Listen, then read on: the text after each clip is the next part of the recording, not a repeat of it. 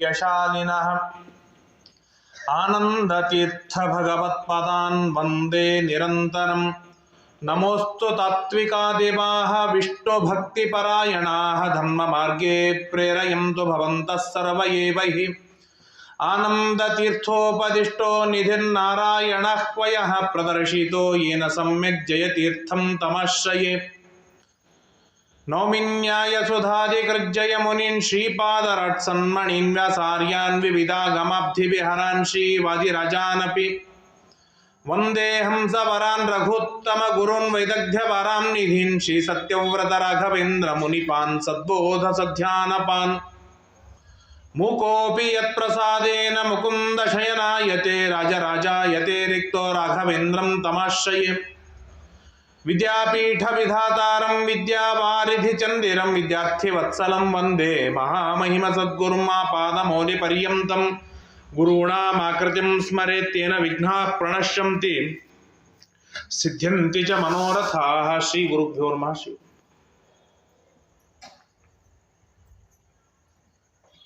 ಶ್ರೀ ಗುರುಭ್ಯೋ ನಮೋ ನಮಃ. ಹರಿ ಓಂ. ವಾಯುದೇವರ ನಾನಾ ವಿಧವಾದ ಮಹಿಮೆಗಳನ್ನು ಅತ್ಯಂತ ಶ್ರದ್ಧೆಯಿಂದ ಆಸಕ್ತಿಯಿಂದ ನಾವು ನೀವೆಲ್ಲ ತಿಳಿದುಕೊಳ್ತಾ ಇದ್ದೇವೆ. ವಾಯುದೇವರು ದೇವರಿಗಾಗಿ ಒಂದು ಅತ್ಯದ್ಭುತವಾದ ಮನೆಯನ್ನು ನಿರ್ಮಾಣವನ್ನು ಮಾಡಿಕೊಟ್ಟಿದ್ದಾರೆ. ಆ ಮನೆಯಲ್ಲಿ ದೇವರನ್ನು ಸ್ಥಾಪನೆಯನ್ನು ಮಾಡಿ ವಾಯುದೇವರು ಮೇಲುಸ್ತುವಾರಿಕೆಯನ್ನು ನೋಡಿಕೊಂಡು ನಮ್ಮ ಶರೀರದಲ್ಲಿ ಇರ್ತಾರೆ. ಯಾವಾಗ ವಾಯುದೇವರು ಹಾಗೂ ದೇವರು ಮನೆಯೊಳಗೆ ಪ್ರವೇಶವನ್ನು ಮಾಡಿದರು, ರಾಜ ಚಕ್ರವರ್ತಿ ಹಾಗೂ ಯುವರಾಜರು ಇಬ್ಬರು ಪ್ರವೇಶವನ್ನು ಮಾಡಿದರು. ಅದಾದ ಮೇಲೆ ಎಲ್ಲ ದೇವತೆಗಳು ಶರೀರದಲ್ಲಿ ಬರ್ತಾರೆ.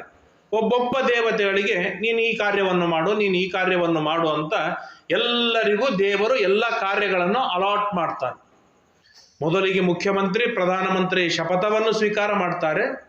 ಆಮೇಲೆ ಉಳಿದ ಮಂತ್ರಿಗಳಿಗೆ ಪೋಸ್ಟ್ಗಳನ್ನು ಅಲಾಟ್ ಮಾಡುವಂತೆ ಬ್ರಹ್ಮದೇವರು, ವಾಯುದೇವರು, ದೇವ ಸ್ವಯಂ ರಾಜ ತಾನು ಒಳಗೆ ಇದ್ದು ವಾಯುದೇವರಿಗೆ ಹೇಳ್ತಾನೆ, ನೀನು ಶ್ವಾಸೋಚ್ಛ್ವಾಸವನ್ನು ಮಾಡಬೇಕು, ಬದುಕಿಸಬೇಕು. ರುದ್ರ, ನೀನು ಮನಸ್ಸಿಗೆ ನಿಯಾಮಕನಾಗಬೇಕು. ಪಾರ್ವತಿ ಬುದ್ಧಿಗೆ ಅಭಿಮಾನಿಯಾಗಬೇಕು. ಹೀಗೆ 24 ತತ್ವಗಳಿಗೆ 24 ದೇವತೆಗಳನ್ನು ನಿಯಮನವನ್ನು ಮಾಡುವುದಕ್ಕಾಗಿ ಒಪ್ಪಿಸಿದರು. ಆ ಮಜಾ ಏನಾಗತ್ತೆ ಅಂದರೆ, ಕೆಲವೊಮ್ಮೆ ಜವಾಬ್ದಾರಿಗಳನ್ನು ವಹಿಸಿದಾಗ ಜವಾಬ್ದಾರಿಗಳನ್ನು ಹೊತ್ತ ವ್ಯಕ್ತಿಗೆ ಅಹಂಕಾರ ಬರುತ್ತೆ. ಹಾಗಾದರೆ ಈ ಕಾರ್ಯ ನನ್ನಿಂದಲೇ ಆಗತ್ತೆ, ಯಾಕಂದ್ರೆ ಇಷ್ಟು ಜನರು ಇರುವಾಗ ನನ್ನನ್ನೇ ಚಾಯ್ಸ್ ಮಾಡಿದ್ದಾರೆ ಅಂತಂದ್ರೆ ಇದರರ್ಥ ನಾನು ಇಲ್ಲದೆ ಇದ್ರೆ ಈ ಕಾರ್ಯ ಆಗುವುದಿಲ್ಲ. ಒಬ್ಬನಿಗೆ ಕರೆದು ಇಷ್ಟು ಜನ ಊಟಕ್ಕಿದ್ದಾರೆ, ಉಪ್ಪು ಬಡಿಸೋ ಜವಾಬ್ದಾರಿ ನಿಂದ ಅಂತ ನಾವು ಹೇಳಿದಾಗ ಅವನು ಉಪ್ಪು ತರ್ತಾನೆ, ತಂದಿಟ್ಕೋತಾನೆ, ಅದು ಕೀಲಿ ಹಾಕ್ತಾನೆ, ಗಟ್ಟಿಯಾಗಿಡ್ತಾನೆ, ಯಾಕಂದ್ರೆ ಈ ಕೆಲಸ ನನ್ನಿಂದಲೇ ಆಗತ್ತೆ ಅಂತ. ಕೊನೆಗೆ ಬಡಿಸೋ ಟೈಮಿಗೆ ಸಿಗೋದೇ ಇಲ್ಲ. ಹಾಗೆ ಯಾಕೆ ಅಂತಂದ್ರೆ ಜವಾಬ್ದಾರಿಯನ್ನು ಕೊಟ್ಟಾಗ ಹಾಗಾದ್ರೆ ನಾನು ಸಮಥಿಂಗ್ ಸ್ಪೆಷಲ್ ಇದ್ದೇನೆ ಎನ್ನುವ ಭಾವನೆ ಎಲ್ಲರಲ್ಲಿ ಹುಟ್ಟುತ್ತೆ. ಇದು ದೇವತೆಗಳು ಹೊರತಲ್ಲ. ಹಾಗಾಗಿ ದೇವತೆಗಳಲ್ಲಿ ಏನಾಯ್ತು ಅಂದ್ರೆ ವಾಚಾ ಹಿಂಸಾಂ ಅಕುರ್ವಂಸ್ತೆ, ಪರಸ್ಪರವಾಗಿ ಕಿತ್ತಾಡ್ಲಿಕ್ಕೆ ಪ್ರಾರಂಭವನ್ನು ಮಾಡಿದರು. ರುದ್ರದೇವರು ಹೇಳ್ತಾರೆ ನಾನು ಉತ್ತಮ, ಇಂದ್ರ ಹೇಳಿದ ನಾನು ಉತ್ತಮ, ಅಗ್ನಿ ಹೇಳಿದ ನಾನು ಉತ್ತಮ, ದಕ್ಷ ಪ್ರಜಾಪತಿ ಹೇಳಿದ ನಾನು ಉತ್ತಮ. ಹೀಗೆ ಎಲ್ಲ ಇಂದ್ರಿಯಗಳಿಗೆ ಅಭಿಮಾನಿ ದೇವತೆಗಳು ಪರಸ್ಪರವಾಗಿ ಕಿತ್ತಾಡ್ತಾ ಇದ್ದಾರೆ, ನಾನು ಉತ್ತಮ ನಾನು ಉತ್ತಮ ಅಂತ.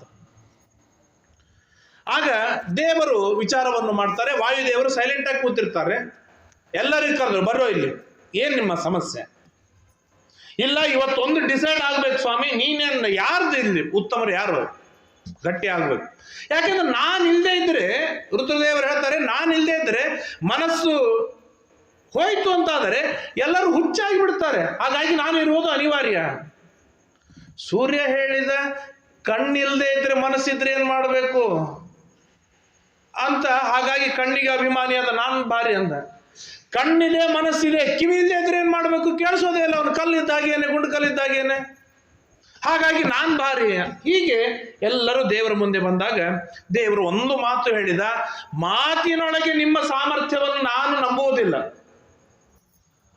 ನಾನು ಹಾಗೆ ಮಾಡ್ತೀನಿ, ನಾನು ಹೀಗೆ ಮಾಡ್ತೀನಿ, ನಾನು ಅಂಥ ಕೆಲಸ ಮಾಡ್ತೇನೆ ಅಂತಂದ್ರೆ ಅದನ್ನು ನಾನು ಒಪ್ಪುವುದಲ್ಲ. ಕ್ರಿಯಾ ಕೇವಲ ಉತ್ತಮಂ, ಕಾರ್ಯರೂಪದೊಳಗೆ ಬರಲಿ, ಕಾರ್ಯರೂಪದೊಳಗೆ ಬರಲಿ. ಹೀಗೆ ಒಂದು ಓಪನ್ ಗ್ರೌಂಡಿನೊಳಗೆ ಮೆರವಣಿಗೆ ಇತ್ತು, ಸಭೆ ಇತ್ತು, ಮಳೆ ಬರುವ ಮುನ್ಸೂಚನೆ ಇತ್ತು, ಅಲ್ಲಿ ಮೀಟಿಂಗ್ ನಡೀತಾ ಇತ್ತು. ಏನ್ ಮಾಡಬೇಕು, ಹೇಗೆ ಕಾರ್ಯಕ್ರಮ, ಹೇಗೆ ಮಳೆ ಬಂದ್ರೆ ಹೇಗೆ, ಏನ್ ಕತೆ. ಒಬ್ಬ ವ್ಯಕ್ತಿ ಎದ್ದು ನಿಂತು ಹೇಳಿದ, ನಾನು ಇದ್ದೀನಲ್ರಿ ಎಲ್ಲ ನೋಡ್ಕೋತೀನಿ ಅಂತ.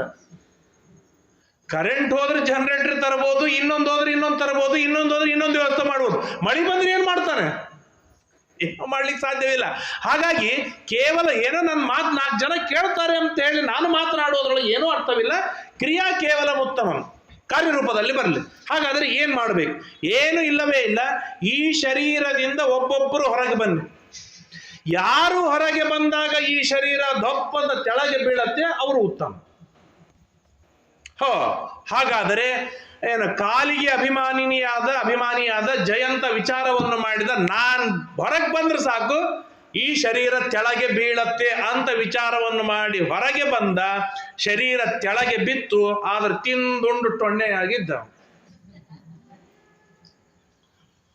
ಬಲಗೈಗೆ ಅಭಿಮಾನಿ ದೇವತೆ ಹೋದ, ಎಡಗೈಯಿಂದ ತಿಂದ. ಎಡಗೈ ಅಭಿಮಾನಿ ದೇವತೆ ಹೋದ, ಯಾರೋ ತಿನ್ನಿಸಿದ್ರು. ಕಣ್ಣು ಹೋಯ್ತು, ತಿಂದುಂಡಿದ್ದ. ಕಿವಿ ಹೋಯ್ತು, ತಿಂದುಂಡಿದ್ದ, ಬದುಕಿದ್ದ. ಮನಸ್ಸು ಹೋಯ್ತು, ಹುಚ್ಚ ಅಂತ ಅನಿಸಿಕೊಂಡ, ಆದ್ರೆ ಆರಾಮವಾಗಿದ್ದ. ಬುದ್ಧಿ ಹೋಯ್ತು, ಜಡ್ಜ್ಮೆಂಟ್ ತೆಗೆದುಕೊಳ್ಳಿಲ್ಲ, ಆದ್ರೆ ಆರಾಮವಾಗಿದ್ದ. ಹೀಗೆ ಎಲ್ಲ ದೇವತೆಗಳು ಹೊರಗೆ ಹೋದ್ರು, ಆದರೂ ಕೂಡ ಸುಖವಾಗಿ ಜೀವ ತಾನಿದ್ದ. ಆಗ ಕೊನೆಗೆ ವಾಯುದೇವರು ಹೊರಗೆ ಬಂದರು. ವಾಯುದೇವರು ಹೊರಗೆ ಬಂದ ಕ್ಷಣದೊಳಗೇನೆ ಧಪ್ ಅಂತ ಬಿತ್ತು. ಹಾಗಾದ್ರೆ ವಾಯುದೇವರು ಭಾರಿ ಉತ್ತಮ. ಎಲ್ಲರೂ ಅಂದ್ರು, ಯಾಕೆ ವಾಯುದೇವರು ಉತ್ತಮ? ಗಿಡ ಕಡಿಯೋನು 10 ಏಟು ಕೊಡ್ಲಿ ಏಟು ಹಾಕ್ಯಾನ, ಕೊನೆಗೆ ತೊಗಟಿ ಉಳಿದಿತ್ತು ಸ್ವಲ್ಪ. ಆ ಕಾಗಿ ಬಂತು, ಕೂತು ಟೊಂಗಿ ಮುರಿತು. ಅಂದ್ಮೇಲೆ ಕಾಗಿ ಮುರಿತ ಟೊಂಗಿನ. ನಾವಿಷ್ಟು ಮಂದಿ ಎಲ್ಲ ದೇವತೆಗಳು ಹೊರಗೆ ಹೋಗಿದ್ದೆವು, ಅದು ಕೊನೆಗೇನು ಗಾಳಿ ಶ್ವಾಸೋಚ್ಛ್ವಾಸ ಮಾತ್ರ ಉಳಿದಿತ್ತು. ವೆಂಟಿಲೇಟರ್ ಮೇಲೆ ಇಟ್ಟಿದ್ರು, ವೆಂಟಿಲೇಟರ್ ತೆಗೆದ್ರು, ಅದು ಸತ್ತು ಒಂದು ಮಾತ್ರಕ್ಕೆ ವೆಂಟಿಲೇಟರ್ ಭಾರಿ ಏನು, ಹಾಗೇನಲ್ಲ ಅಂತ ಎಲ್ಲರೂ ಜಗಳ ತೆಗೆದ್ರೆ ದೇವರನ್ನು ನೀವೆಲ್ಲರೂ ಪ್ರವೇಶವನ್ನು ಮಾಡಿ, ಈ ಶರೀರದೊಳಗೆ ನೀವೆಲ್ಲ ಪ್ರವೇಶವನ್ನು ಮಾಡಿ. ಆಗ ಸೂರ್ಯ ಹೋದ, ಚಂದ್ರ ಹೋದ, ವರುಣ ಹೋದ, ಯಮ ಹೋದ, ದಕ್ಷ ಪ್ರಜಾಪತಿ ಹೋದ. ಎಲ್ಲ 23 ತತ್ವಗಳಿಗೆ ಅಭಿಮಾನಿ ದೇವತೆಗಳು ಒಳಗೆ ಪ್ರವೇಶ ಮಾಡಿದ್ರು. ಯಾರು ಪ್ರವೇಶ ಮಾಡಿದ್ರು ಆ ಶರೀರ ಎದ್ದು ನಿಲ್ಲಲಿಲ್ಲ. ಹಾಗಾದ್ರೆ ಯಾವಾಗ ಎದ್ದು ನಿಲ್ಲಿತು? ಯಾವ ಕ್ಷಣದೊಳಗೆ ವಾಯುದೇವರು ಆ ಶರೀರದಲ್ಲಿ ಪ್ರವೇಶ ಮಾಡಿದ್ರು, ಅದು ಮತ್ತೆ ಕಣ್ಣಂತ ಜಿಗಿದು ನಿಂತು. ಹಾಗಾದ್ರೆ ಯಾರು ಉತ್ತಮರು? ವಾಯುದೇವರೇ ಉತ್ತಮರು.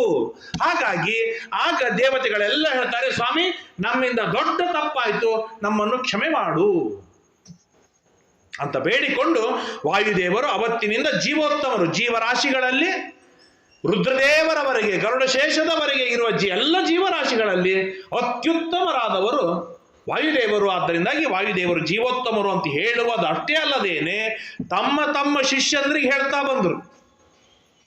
ಅವತ್ತು ಅವರೇನೋ ಡಿಸ್ಕಸ್ ಮಾಡಿ ತತ್ವಜ್ಞಾನವನ್ನು ತಿಳಿದುಕೊಂಡು ಅವರು ತಮ್ಮ ಶಿಷ್ಯಂದ್ರಿಗೆ ಹೇಳಿದ್ದಿಲ್ಲ ಅಂದ್ರೆ ಇವತ್ತು ನಮ್ಮವರಿಗೆ ಏನು ಸಿಗ್ತಿರ್ಲಿಲ್ಲ ಈ ವಿಷಯ. ಅವ್ರೇನು ದೊಡ್ಡ ಕೆಲಸವನ್ನು ಮಾಡಿದರು ಅಂತಂದ್ರೆ ತಮ್ಮ ಶಿಷ್ಯರಿಗೆ ಹೇಳಿ, ಅವರ ಶಿಷ್ಯರಿಗೆ ಹೇಳಿ ಇಲ್ಲಿಯವರೆಗೂ ಬಂತು. ಹೀಗೆ ಎಲ್ಲರಿಗಿಂತಲೂ ಉತ್ತಮರಾದವನು ವಿಷ್ಣು. ಇವನು ಸರ್ವೋತ್ತಮರಾದರೆ ಜೀವರಾಶಿಗಳಲ್ಲಿ ಉತ್ತಮರಾದವರು ಮುಖ್ಯ ಪ್ರಾಣದೇವರು. ಆದ್ದರಿಂದಾಗಿ ಅವರಿಗೆ ಜೀವೋತ್ತಮರು ಎಂಬುದಾಗಿ ಕರೆದು. ಇಷ್ಟಾದ ಮೇಲೆ ಆ ಮುಖ್ಯ ಪ್ರಾಣದೇವರಲ್ಲಿ ಏನೇನು ಗುಣಗಳಿವೆ, ಪ್ರಧಾನವಾದ ಯಾವ ಗುಣಗಳಿವೆ ಅಂತ ಕೇಳಿದಾಗ ಬಹಳ ಸುಂದರವಾಗಿ ಹೇಳ್ತಾರೆ. ಧರ್ಮೋ ಜ್ಞಾನಂಚ ವೈರಾಗ್ಯಂ ಐಶ್ವರ್ಯಂ ಚತುರಾತ್ಮಕ. 4 ಗುಣಗಳಿವೆ ಯಾರಲ್ಲಿ? ವಾಯುದೇವರಲ್ಲಿ. ಯಾವುದ್ಯಾವುದು? ಒಂದು ಧರ್ಮ, ಇನ್ನೊಂದು ಜ್ಞಾನ, ಮತ್ತೊಂದು ವೈರಾಗ್ಯ, ಇನ್ನೊಂದು ಐಶ್ವರ್ಯ. ಇನ್ನು 4 ಗುಣಗಳಿವೆ. ಈ 4 ಗುಣಗಳಲ್ಲಿ 2 ತರಹದ ಜೀವರಾಶಿಗಳು ಡಿವೈಡ್ ಆದರು. ಯಾರು ವಿಷ್ಣು ಭಕ್ತರಿದ್ದಾರೆ, ಮೋಕ್ಷಗಾಮಿಗಳಾಗಿದ್ದಾರೆ, ಅವರು ಧರ್ಮ, ವಿಜ್ಞಾನ, ವೈರಾಗ್ಯ ಹಾಗೂ ಐಶ್ವರ್ಯ ನಾಲ್ಕನ್ನೂ ಒಪ್ಪಿಕೊಂಡ್ರು. ಯಾರು ನಿತ್ಯ ಸಂಸಾರಿಗಳಾಗಿದ್ದಾರೆ ಅವರು ಧರ್ಮವನ್ನಷ್ಟೇ ಒಪ್ಪಿಕೊಂಡ್ರು. ಇನ್ನು ಕೆಲವ್ರು ಏನ್ ಮಾಡಿದ್ರು, ಈ ಯಾವ ಮಡಿ ಮೈಲಿಗೆ ಧಾವಳಿ ಒದ್ದಿ ಬಟ್ಟಿ ಇದೆಲ್ಲ ಯಾಕೆ ಬೇಕು, ನಮಗೆ ಸಮೃದ್ಧವಾಗಿ ಹಣ ಬಂದ್ರೆ ಸಾಕು, ಐಶ್ವರ್ಯ ಬಂದ್ರೆ ಸಾಕು ಅಂತ ಐಶ್ವರ್ಯ ಎನ್ನೋ ಒಂದೇ ಗುಣವನ್ನು ಒಪ್ಪಿಕೊಂಡ್ರು.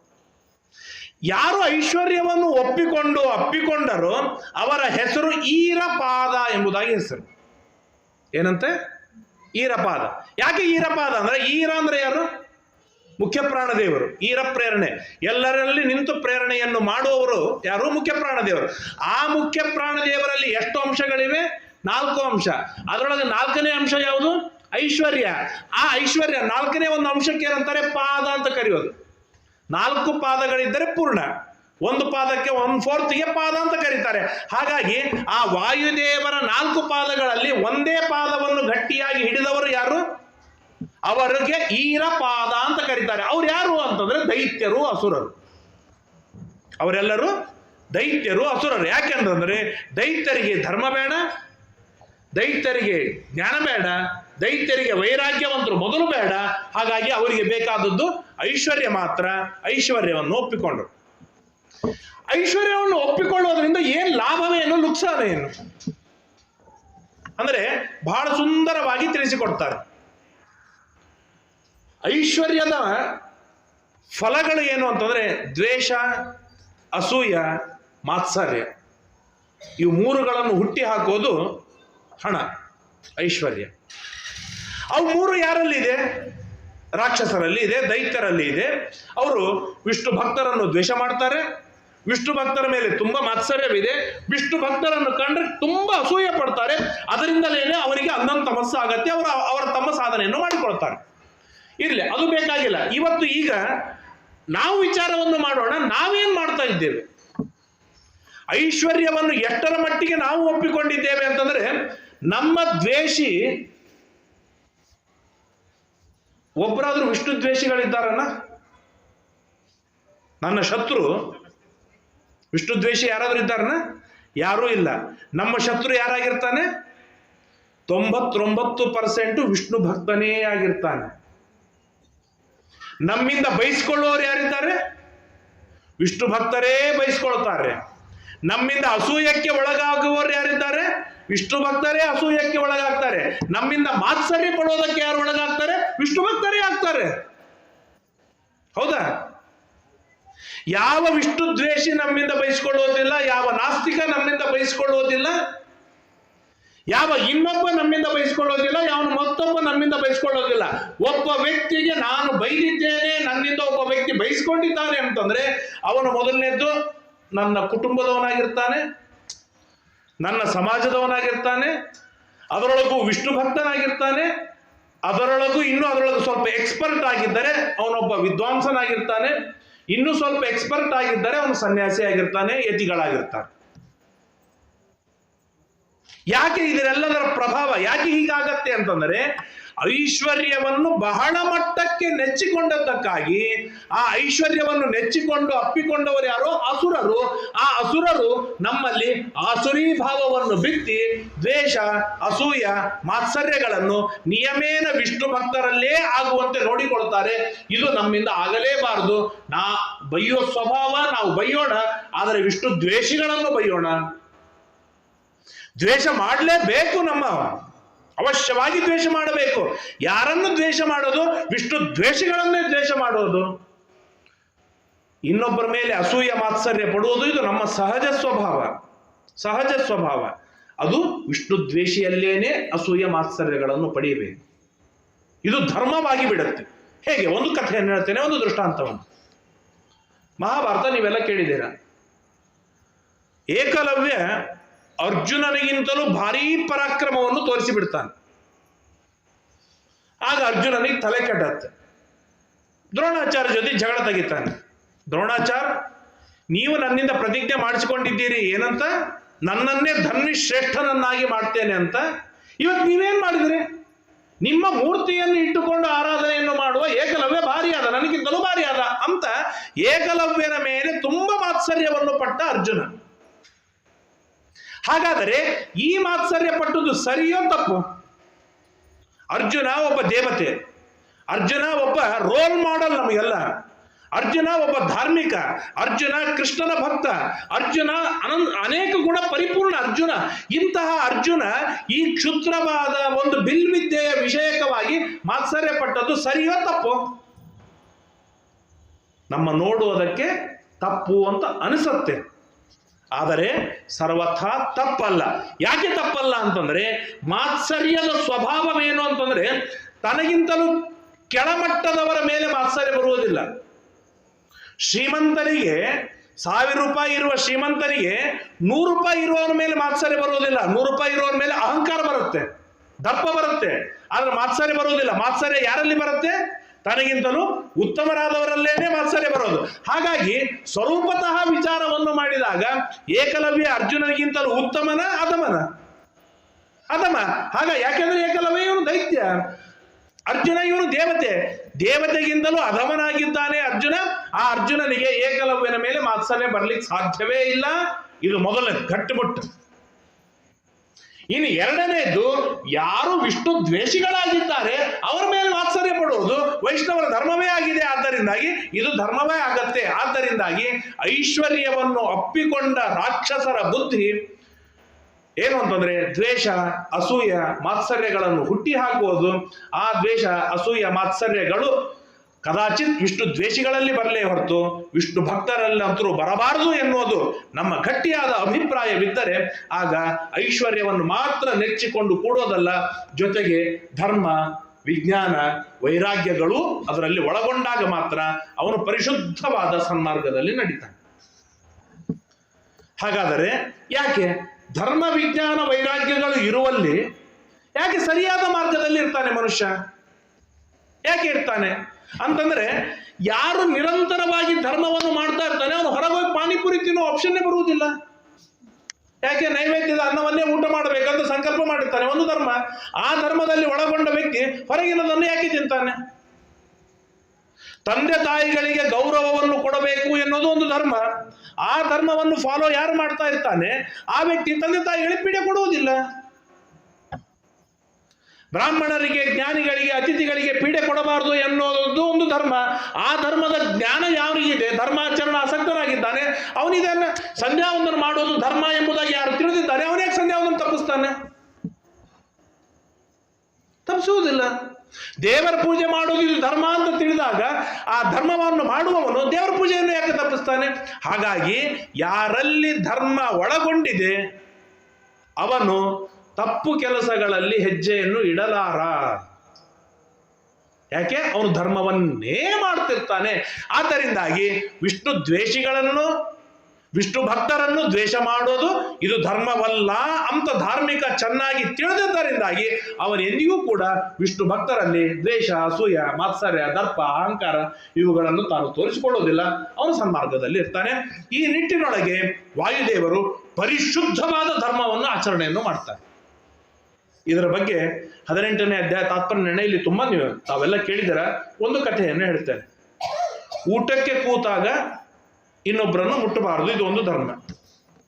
ಊಟವಾದ ಮೇಲೆ ಆಚಮನ ಮಾಡಬೇಕು, ಇದು ಒಂದು ಧರ್ಮ. ಧಾರ್ಮಿಕರಾದ ನಮಗೆ ಈ ಎರಡು ಧರ್ಮ ಬಹಳ ದೊಡ್ಡದು ಅನ್ಸೋದೇ ಇಲ್ಲ. ಕರೋಡ್ಪತಿ ಮುಂದೆ 1 ರೂಪಾಯಿ ಇಟ್ರ 1 ರೂಪಾಯಿಗೆ ಏನು ಬೆಲೆ ಇಲ್ಲ. ಹಾಗೆ ನಮ್ಮನ್ನು ನಾವು ಇಷ್ಟು ಫೀಲ್ ಮಾಡ್ಕೊಂಡಿದ್ದೇವೆ ಅಂತಂದ್ರೆ ನಾವು ಭಾರೀ ಧಾರ್ಮಿಕರು ಎನ್ನುವ ಒಂದು ಭಾವನೆಯಲ್ಲಿ ಇರೋದರಿಂದಾಗಿ ಈ ಸಣ್ಣ ಪುಟ್ಟ ಧರ್ಮಗಳನ್ನು ನಾವು ಗಾಳಿಗೆ ತೂರಿ ಬಿಡ್ತೇವೆ, ಬಹಳ ಲಕ್ಷ್ಯ ಕೊಡೋದಿಲ್ಲ. ಇದಕ್ಕೆ ಭೀಮಸೇನ ದೇವರು ವಿಚಾರವನ್ನು ಮಾಡೋಣ. ಆ ಬಕಾಸುರನನ್ನು ಸಂಹಾರವನ್ನು ಮಾಡೋದಕ್ಕಾಗಿ ಭೀಮಸೇನ ದೇವರು ಹೋದರು. ಹೇಗೆ ಹೋದರು? ಬಂಡಿ ಅನ್ನವನ್ನು ತೆಗೆದುಕೊಂಡು ಹೋದರು. ಊಟ ಮಾಡ್ತಾ ಇದ್ದಾರೆ. ಊಟ ಮಾಡ್ತಾ ಇರುವಾಗ ಬಕಾಸುರ ಬಂದ. 1 ನಿಮಿಷ ನಿಲ್ಲು, ನಾ ಊಟ ಮುಗಿಸ್ತೇನೆ ಅಂತ ಹೇಳಿ ಅವ್ನು ನಿಲ್ಲಿಸಿದ್ರು. ಯಾಕಂದ್ರೆ ಆ ಹುಚ್ಚ ರಾಕ್ಷಸ ಅವನು ಮುಟ್ಟಿದ ಊಟ ಏನ್ ಮಾಡೋದು ತಲೆ. ಹಾಗಾಗಿ ಯಾವ ಊಟ ಮಾಡೋ 1 ನಿಮಿಷ ನಿಲ್ಲು ಅಂದ್ರು. ಹಸದವನಿಗೆ ನಿಲ್ಲಿಸಿಬಿಟ್ರೆ ಅವನಿಗೆ ಕೆರಳುತ್ತಾನೆ ಅಂದ್ರು. ಏನೋ ತಡ್ಕೊಂಡು 1 ನಿಮಿಷ ನಿಂತ ಭೀಮಸೇನ ದೇವರು. ಏನೋ ಒಂದು ಗಡಿಗೆ, ಕೊನಿ ಗಡಿಗೆ ಆದ್ರೂ ತರ ಕೊಡ್ತಾನೇನೋ ಕಾಯ್ಕೊತ ನಿಂತ. ಯಾವಾಗ ಕೊನಿ ಗಡಿಗೆಯನ್ನು ಎತ್ತಿ ಕುಡಲಿಕ್ಕೆ ಪ್ರಾರಂಭ ಮಾಡಿದ್ರು ಅವನ ತಲೆ ಕೆಟ್ಟು ಒಂದು ಗಿಡ ಎತ್ತಿಕೊಂಡು ಬಂದು ಇನ್ನೇನು ಭೀಮನಿಗೆ ಹೊಡಿಬೇಕು ಅಂತ ಬಂದ. 1 ನಿಮಿಷ ತಾಡು, ನಾನು ಆಚಮನ ಮಾಡ್ತೇನೆ ಅಂದ್ರು ಭೀಮಸೇನ ದೇವರು. ಕೈ ತೊಳೆದುಕೊಂಡು ಆಚಮನೆ ಮಾಡಿ ಬಾ ಈಗ ಬಾ. ಅಂದರೆ ಇಷ್ಟು ಶುದ್ಧವಾದ ಅತಿ ಸಣ್ಣದಾದ ಧರ್ಮವನ್ನು ಕೂಡ ಭೀಮಸೇನ ದೇವರು ಎಂದಿಗೂ ತಪ್ಪಿಸಲಿಲ್ಲ. ರಣರಂಗದೊಳಗೆ ಘನಘೋರವಾದ ಯುದ್ಧ ನಡೀತಾ ಇರುವಾಗ ಸಾಯಂಕಾಲದ ಸೂರ್ಯಾಸ್ತವಾದರೆ ಒಂದು ಕ್ಷಣ ಸೂರ್ಯಾಸ್ತದ ಸಮಯಕ್ಕೆ ಯುದ್ಧವನ್ನು ನಿಲ್ಲಿಸಿ ಸೂರ್ಯನಿಗೆ ಅರ್ಘ್ಯ ಕೊಟ್ಟು 10 ಗಾಯತ್ರಿ ಜಪವನ್ನಾದರೂ ಮಾಡಿ ಬಾಮಗನೇನೆ ಯುದ್ಧಕ್ಕೆ ಅಂತೇಳಿ ಯುದ್ಧಕ್ಕೆ ಸಿದ್ಧರಾಗ್ತಾ ಇದ್ದರು ಆಗಿನ ಕಾಲದ ಕ್ಷತ್ರಿಯ. ಯಾಕೆ? ಭೀಮಸೇನ ದೇವರ ಆ ರಾಜ್ಯದ ಆಡಳಿತ ಅಷ್ಟು ಶುದ್ಧವಾಗಿತ್ತು, ಧರ್ಮದ ಸ್ವರೂಪವಾಗಿತ್ತು. ಒಮ್ಮೇನಾಯ್ತು, ನಾನು ನಮ್ಮ ಒಬ್ಬ ಮಿತ್ರನ ಬಗ್ಗೆ ನಮ್ಮ ಗುರುಗಳು ಮುಂದೆ ಹೇಳಿದ, ಇವ್ ತಪ್ಪದೇ 2 ಹೊತ್ತು ಸಂಧ್ಯಾವಂದನ ಮಾಡ್ತಾನ್ರಿ, ಸಣ್ಣವರಿತ್ತು, ತಪ್ಪದೇ ಸಂಧ್ಯಾವಂದನ. ಬಹಳ ಸಂತೋಷ ಪಡಲಿಲ್ಲ ಆಚಾರ್ಯ. ಆಮೇಲೆ ಸಾಯಂಕಾಲ ಕಾಲು ಹೊತ್ಲಿಕ್ಕೆ ಹೋದಾಗ, ಅಲ್ಲ ಒಂದು ದೊಡ್ಡ ಗುಣ ಹೇಳಿದೆ, ಮೆಚ್ಚಿದ್ರು ಆಚಾರ್ಯ ಯಾಕೆ ಸಂತೋಷ ಪಡಲಿಲ್ಲ, ಅಲ್ಲ ಸಂತೋಷ ಆಗಲಿಲ್ಲ.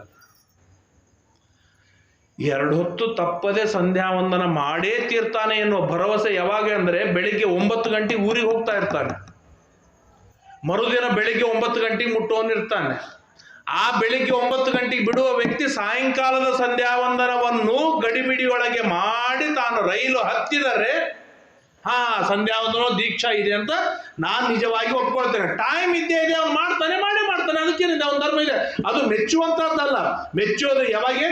ಸಮಯ ಇಲ್ಲದೇ ಇರುವಾಗ, ಒತ್ತಡದಲ್ಲಿ ಇದ್ದಾಗ ಬೆಳಿಗ್ಗೆನೆ ಸಾಯಂಕಾಲದ್ದು ಸಂಧ್ಯಾವಂದನ ಮಾಡಿ ಯಾರು ರೈಲು ಹತ್ತಾನಲ್ಲ, ಯಾಕಂದ್ರೆ ಸಾಯಂಕಾಲ ಸಂಧ್ಯಾವಂದನ ತಪ್ಪದ, ಅವನಿಗೆ ಧರ್ಮದಲ್ಲಿ ನಿಜವಾದ ಆಸಕ್ತಿ ಇದೆ, ಶ್ರದ್ಧೆ ಇದೆ ಅಂತ ಅರ್ಥ.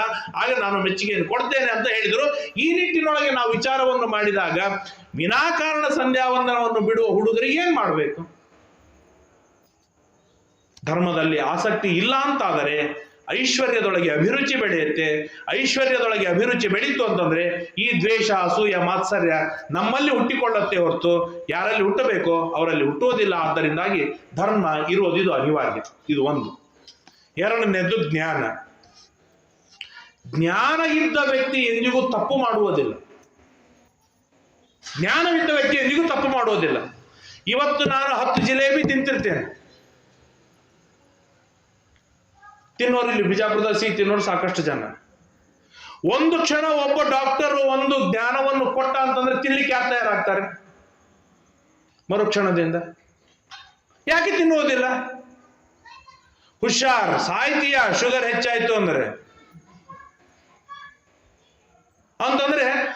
ಅಲ್ಲೆಲ್ಲೋ ಬರ್ತಿರ್ತ ಜಿಲೇಬಿ, ಈ ಲೈನಿ ಬರಬೇಡಪ್ಪ ಅಂತಾರೆ. ಯಾಕೆ? ಆ ಹೆದರಿಕೆ ಯಾವಾಗ ಹುಟ್ಟಿಕೊಂಡಿತ್ತು? ಜ್ಞಾನ ಬಂದಾಗ ಹುಟ್ಟಿಕೊಂಡಿತ್ತು. ಹಾಗಾದರೆ ಆ ಜಿಲೇಬಿಯನ್ನು ತಿನ್ನುವಂತಹ ತಪ್ಪು ಯಾಕೆ ಮಾಡಲಿಲ್ಲ ಅವನು? ಜ್ಞಾನವಿದ್ದಾಗ ತಪ್ಪು ಮಾಡಲಿಲ್ಲ. ಜ್ಞಾನವಿದ್ದು ತಪ್ಪು ಮಾಡಿದ್ರೆ ಅವನಂತ ಹುಚ್ಚು ಜಗತ್ತಿನೊಳಗೆ ಯಾರು ಇಲ್ಲ. ತೆಗ್ಗಿದೆ ಅಂತ ಗೊತ್ತಿದ್ದು ಆ ತೆಗ್ಗಿನಾಗ ಬೀಳುವನು ಅತ್ಯಂತ ದೊಡ್ಡವನು. ಹಾಗಾಗಿ ಜ್ಞಾನವಿರುವ ವ್ಯಕ್ತಿ ಎಂದಿಗೂ ತಪ್ಪು ಮಾಡುವುದಿಲ್ಲ. ಈ ವಿಷಯದೊಳಗೆ ಭೀಮಸೇನ ದೇವರಿಗೆ, ಮುಖ್ಯಪ್ರಾಣ ದೇವರಿಗೆ ಸಮಗ್ರವಾದ ಜ್ಞಾನವಿದೆ. ಎಷ್ಟು ಜ್ಞಾನವಿದೆ? ಉಪನಿಷತ್ತು ಹೇಳುತ್ತೆ, ಬಹಳ ಸುಂದರವಾಗಿ ಹೇಳುತ್ತೆ. ಶತಕೋಟಯ ಪಂಚರಾತ್ರಂ, 100 ಕೋಟಿ ಶ್ಲೋಕಾತ್ಮಕವಾದದ್ದು ಪಂಚರಾತ್ರ. ಇವತ್ತು ನೀವು ಯಾರಾದ್ರೂ ಆಚಾರ ಬಂದಿರಿ, ಬಹಳ ಚಲೋ ಆಯ್ತು ಪ್ರವಚನ, ನಿಮ್ಗೆ 1 ಕೋಟಿ ರೂಪಾಯಿ, 1 ರೂಪಾಯಿ ಕಾಯಿನ್ ಕೊಡ್ತೀನಿ, ಇದನ್ನ ಎಣಿಸ್ಕೊಂಡು ಹೋಗ್ಬೇಕು. ಇರ್ಲಿ ಬಿಟ್ರೆ ಒಂದು 10 ರೂಪಾಯಿ ಕಮ್ಮಿ ಬಂದ್ರು ಬರಲಿ, ಹೆಚ್ಚು 1 ಲಕ್ಷ ರೂಪಾಯಿ ಕಮ್ಮಿ ಬಂದ್ರು ಬರಲಿ, ಬಿಟ್ರೆ ಬಿಡ್ಲಿ, ನಾ ತೊಗೊಂಡು ಹೋಗ್ತೇನೆ ಅಂತೀನಿ. ಆದರೆ ಎಣಿಸ್ಲಿಕ್ಕೆ ಹೋಗುವುದಿಲ್ಲ. ಯಾಕಂದ್ರೆ ಒಂದೊಂದು ಕಾಯಿನು ಕೋಟಿ ಎಣಿಸೋದ್ರೊಳಗೆ ನನ್ನ ಅವಸ್ಥೆ ಏನಾಗಬೇಕು? ಇಲ್ಲಿ 4 ಲಕ್ಷ ಕಮ್ಮಿ ಬಂದ್ರೆ ಬರಲಿ, ನಮಗೆ ಲಾಸ್ ಏನ್ ಇಲ್ಲ. ಹಾಗೆ 100 ಕೋಟಿ ಶ್ಲೋಕಾತ್ಮಕವಾದ ಏನಂತಾರೆ ಪಂಚರಾತ್ರವನ್ನು ಭೀಮಸೇನ ದೇವರು, ವಾಯುದೇವರು ಹೀಗೆ ಅಧ್ಯಯನವನ್ನು ಮಾಡಿದ್ದಾರೆ. ಇಲ್ಲ, ಒಂದೊಂದು ಅಕ್ಷರವನ್ನೂ ಬಿಡದೆ ಅಧ್ಯಯನವನ್ನು ಮಾಡಿ ಅದರ ಜ್ಞಾನವನ್ನು ಇಟ್ಟುಕೊಂಡಿದ್ದಾರೆ ವಾಯುದೇವರು. ಶತಕೋಟಯ ಪಂಚರಾತ್ರಂ, ಶತಕೋಟಿ ಹಯಗ್ರೀವ ದೇವರಿಂದ ರಚಿತವಾದ ರಾಮಾಯಣ, ಶತಕೋಟಿ ಶ್ಲೋಕಾತ್ಮಕವಾದ ಸಮಗ್ರವಾದ ಪುರಾಣ, ಅದಲ್ಲದೆ ಮಹಾಭಾರತ, ಅದಲ್ಲದೆ ಅನಂತವಾದ ವೇದಗಳು, ಇಷ್ಟಲ್ಲದೆ ಅನಂತ ಜೀವರಾಶಿಗಳು. ಆ ಜೀವರಾಶಿಗಳ ಕರ್ಮ, ಒಬ್ಬೊಬ್ಬನ ಕರ್ಮ ಅನಂತ ಕರ್ಮಗಳು. ಹಾಗಾದ್ರೆ ಈ 60 ಜನ ನಾವೇನ ಕಣ್ ತಪ್ಪಿಸಿ ಕೂತೀವಿ ಇಲ್ಲಿ ಉಪನ್ಯಾಸಕ? ಇದು ಮುಖ್ಯ ಪ್ರಾಣದೇವರಿಗೆ ಗೊತ್ತಿಲ್ಲ ಅಂತಿದೆನಾ? ಇಷ್ಟು ಜನ ಇಲ್ಲಿ ಕೂತಾರ, ಇಷ್ಟು ಜನ ಇಲ್ಲಿ ಹರಟಿ ಹೊಡೆದಾರ, ಇಷ್ಟು ಜನ ಇಲ್ಲಿ ಈ ಕೆಲಸ ಮಾಡಿದ್ದಾರೆ, ಇಷ್ಟು ಜನ ಇದನ್ನು ಮಾಡಿದ್ದಾರೆ, ಇಷ್ಟು ಜನ ಇದು ಮಾಡಿದ್ದಾರೆ, ಇಷ್ಟು ಜನ ಹೀಗೆ ಮಾಡಿದ್ದಾರೆ, ಇಷ್ಟು ಜನ ಹೀಗೆ ಮಾಡಿದ್ದಾರೆ. ಹಾಗಾದರೆ ಅದಕ್ಕೆಲ್ಲ ಏನೇನು ಫಲ ಕೊಡಬೇಕು, ಎಂದು ಫಲ ಕೊಡಬೇಕು, ಯಾವಾಗ ಕೊಡಬೇಕು, ಯಾವ ಕ್ಷಣ ಕೊಡಬೇಕು, ಎಲ್ಲದರ ಜ್ಞಾನವೂ ಕೂಡ ಮುಖ್ಯ ಪ್ರಾಣದೇವರಿಗಿದೆ.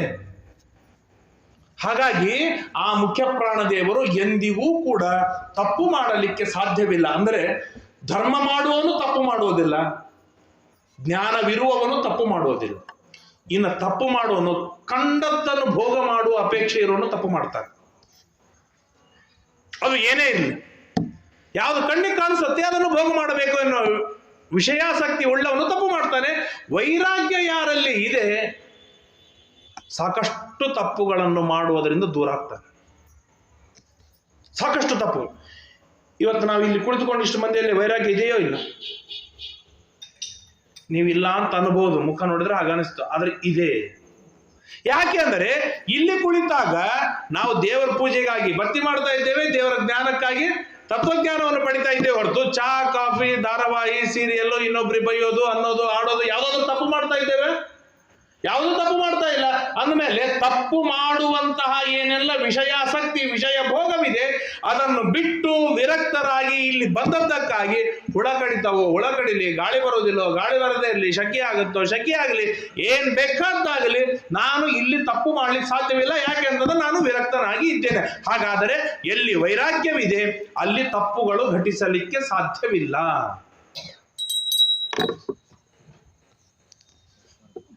ಹಾಗಾಗಿ ತಪ್ಪುಗಳನ್ನು ಏನಂತಾರೆ, ತಪ್ಪುಗಳು ಆಗದೆ ಇರುವುದಕ್ಕೆ 3 ಕಾರಣಗಳು.